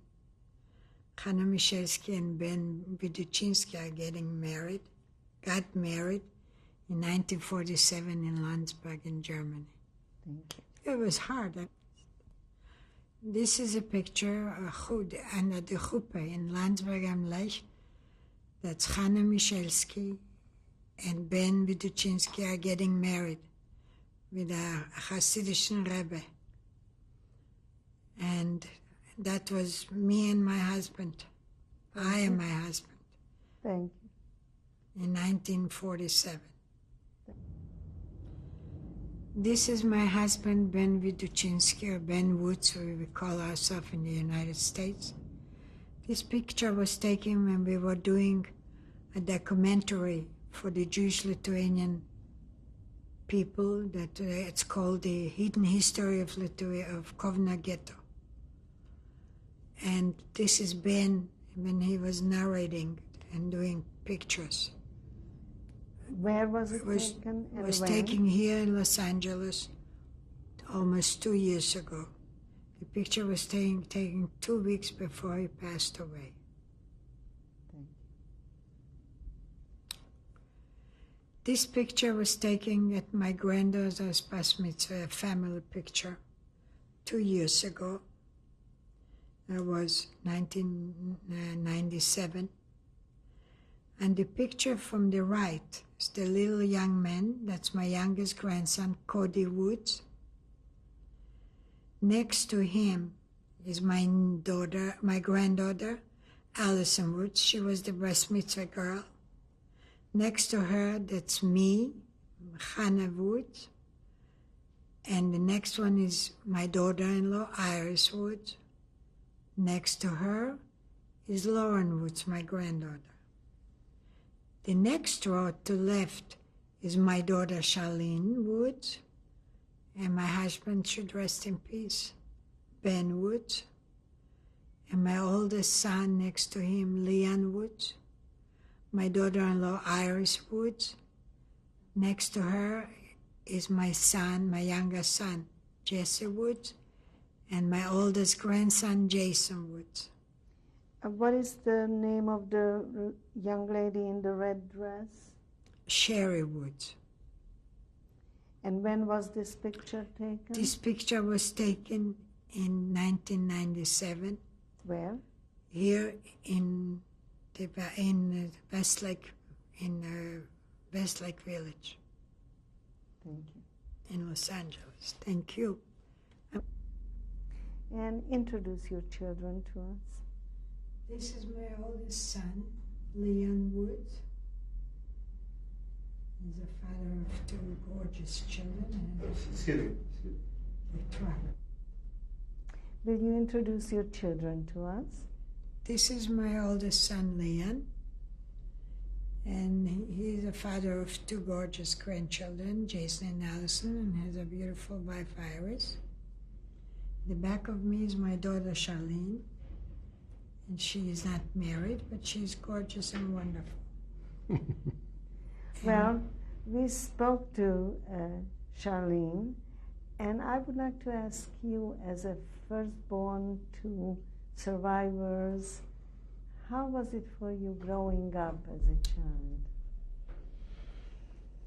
child? Growing up as a child, it was wonderful. My parents gave me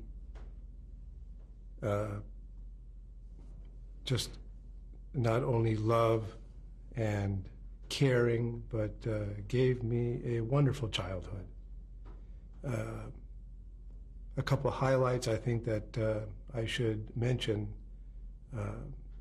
was a time where we moved into an apartment building, and I met the family next door. And what was rather unique about this family of four was that there was a grandmother in the household, a very vibrant, gray-haired, active booby. And I don't think I was even 10 years old. But to see this close to my own home was a real exception, because in my family there was no bubbies. So in growing up, my parents not only played the part of parenting, but also to have to explain why there were no grandparents.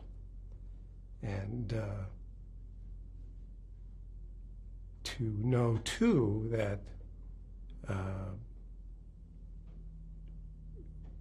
grandparents that you've never met, but know so much about. How old were you when you first realized what it meant that your parents were survivors of the Holocaust? An approximate age, maybe now 9 or 10 years old. And what did the Holocaust mean to you? What did you understand? I understood at a young age that my family had a very violent past. Understood that being Jewish was more of a crime than anything else, and that understanding what freedom is all about in a free country where my friends and peers may have taken for granted. Charlene, how old were you when you first understood what the Holocaust really meant? I remember being very young, actually, and I think I was cognizant of it even as early as like 6, only because of the great extended family, the other survivors that would come to the home and to our home. And while it was vibrant and lively and warm, there was reference made to the camps. And What I remember did you inquiring, understand about it? What did you understand? that it wasn't camp, like day camp, like children here go to camp. That something terrible had happened there. And it was intuited because they wouldn't speak directly about it to me. I'd inquired, and I remember they said they would answer later when I was older. Anything you would like to tell us about your parents or about the taping or what it means to Well, first of all, being in this house and being so proud of Mom for giving her history and leaving it as a legacy for not only for family and friends, but now for the whole world. We're very proud of her, all of us. I want to say something. When Leanne mentioned about our next door neighbor's grandmother, my younger son, which could not be with us today, and my daughter came in the house and they asked me, "Mom, can you do us a favor?" And I said, "Yes." And he said, "Can you ask Bobby if we have the right to call her Bobby instead of Mrs. Grossman?" And this tore me apart. But I went and she opened her arms and she said, "Children, you can call me anything you want. I'll be your Bobby forever." And with this, I think I'm going to thank you for your beautiful work. Thank you. And for giving us the chance. I'm only sorry that all my children and my beautiful grandchildren, but I think the rest of the pictures talk for itself. And we have a very good family between my family, my sister, and my husband, and my brother-in-law. They should rest in peace. They gave us a good background. Thank you. Thank you. May I say something, add something to, you'd asked what was the earliest recollection of what that meant, and I recall now my first memory of the Holocaust, of something. I didn't know it was the Holocaust then, but I remember being 4 or 5 years old, and my twin brother and I had come down with the chicken pox. And I remember walking down the hall, going into the room. My brother was sick with it already. I had just gotten it. Walking into my mother's bedroom, and she was alone, and she was in absolute tears, sobbing. And I remember asking her why she was crying, and she told me that she missed her mother. And I think at that time, I felt that she was really, well, with children sick, you know. So I think that was my first inkling of not having had grandparents. While there was great extended family and family, her sister, cousins, clearly there was that missing. Yeah. Thank you. Thank you.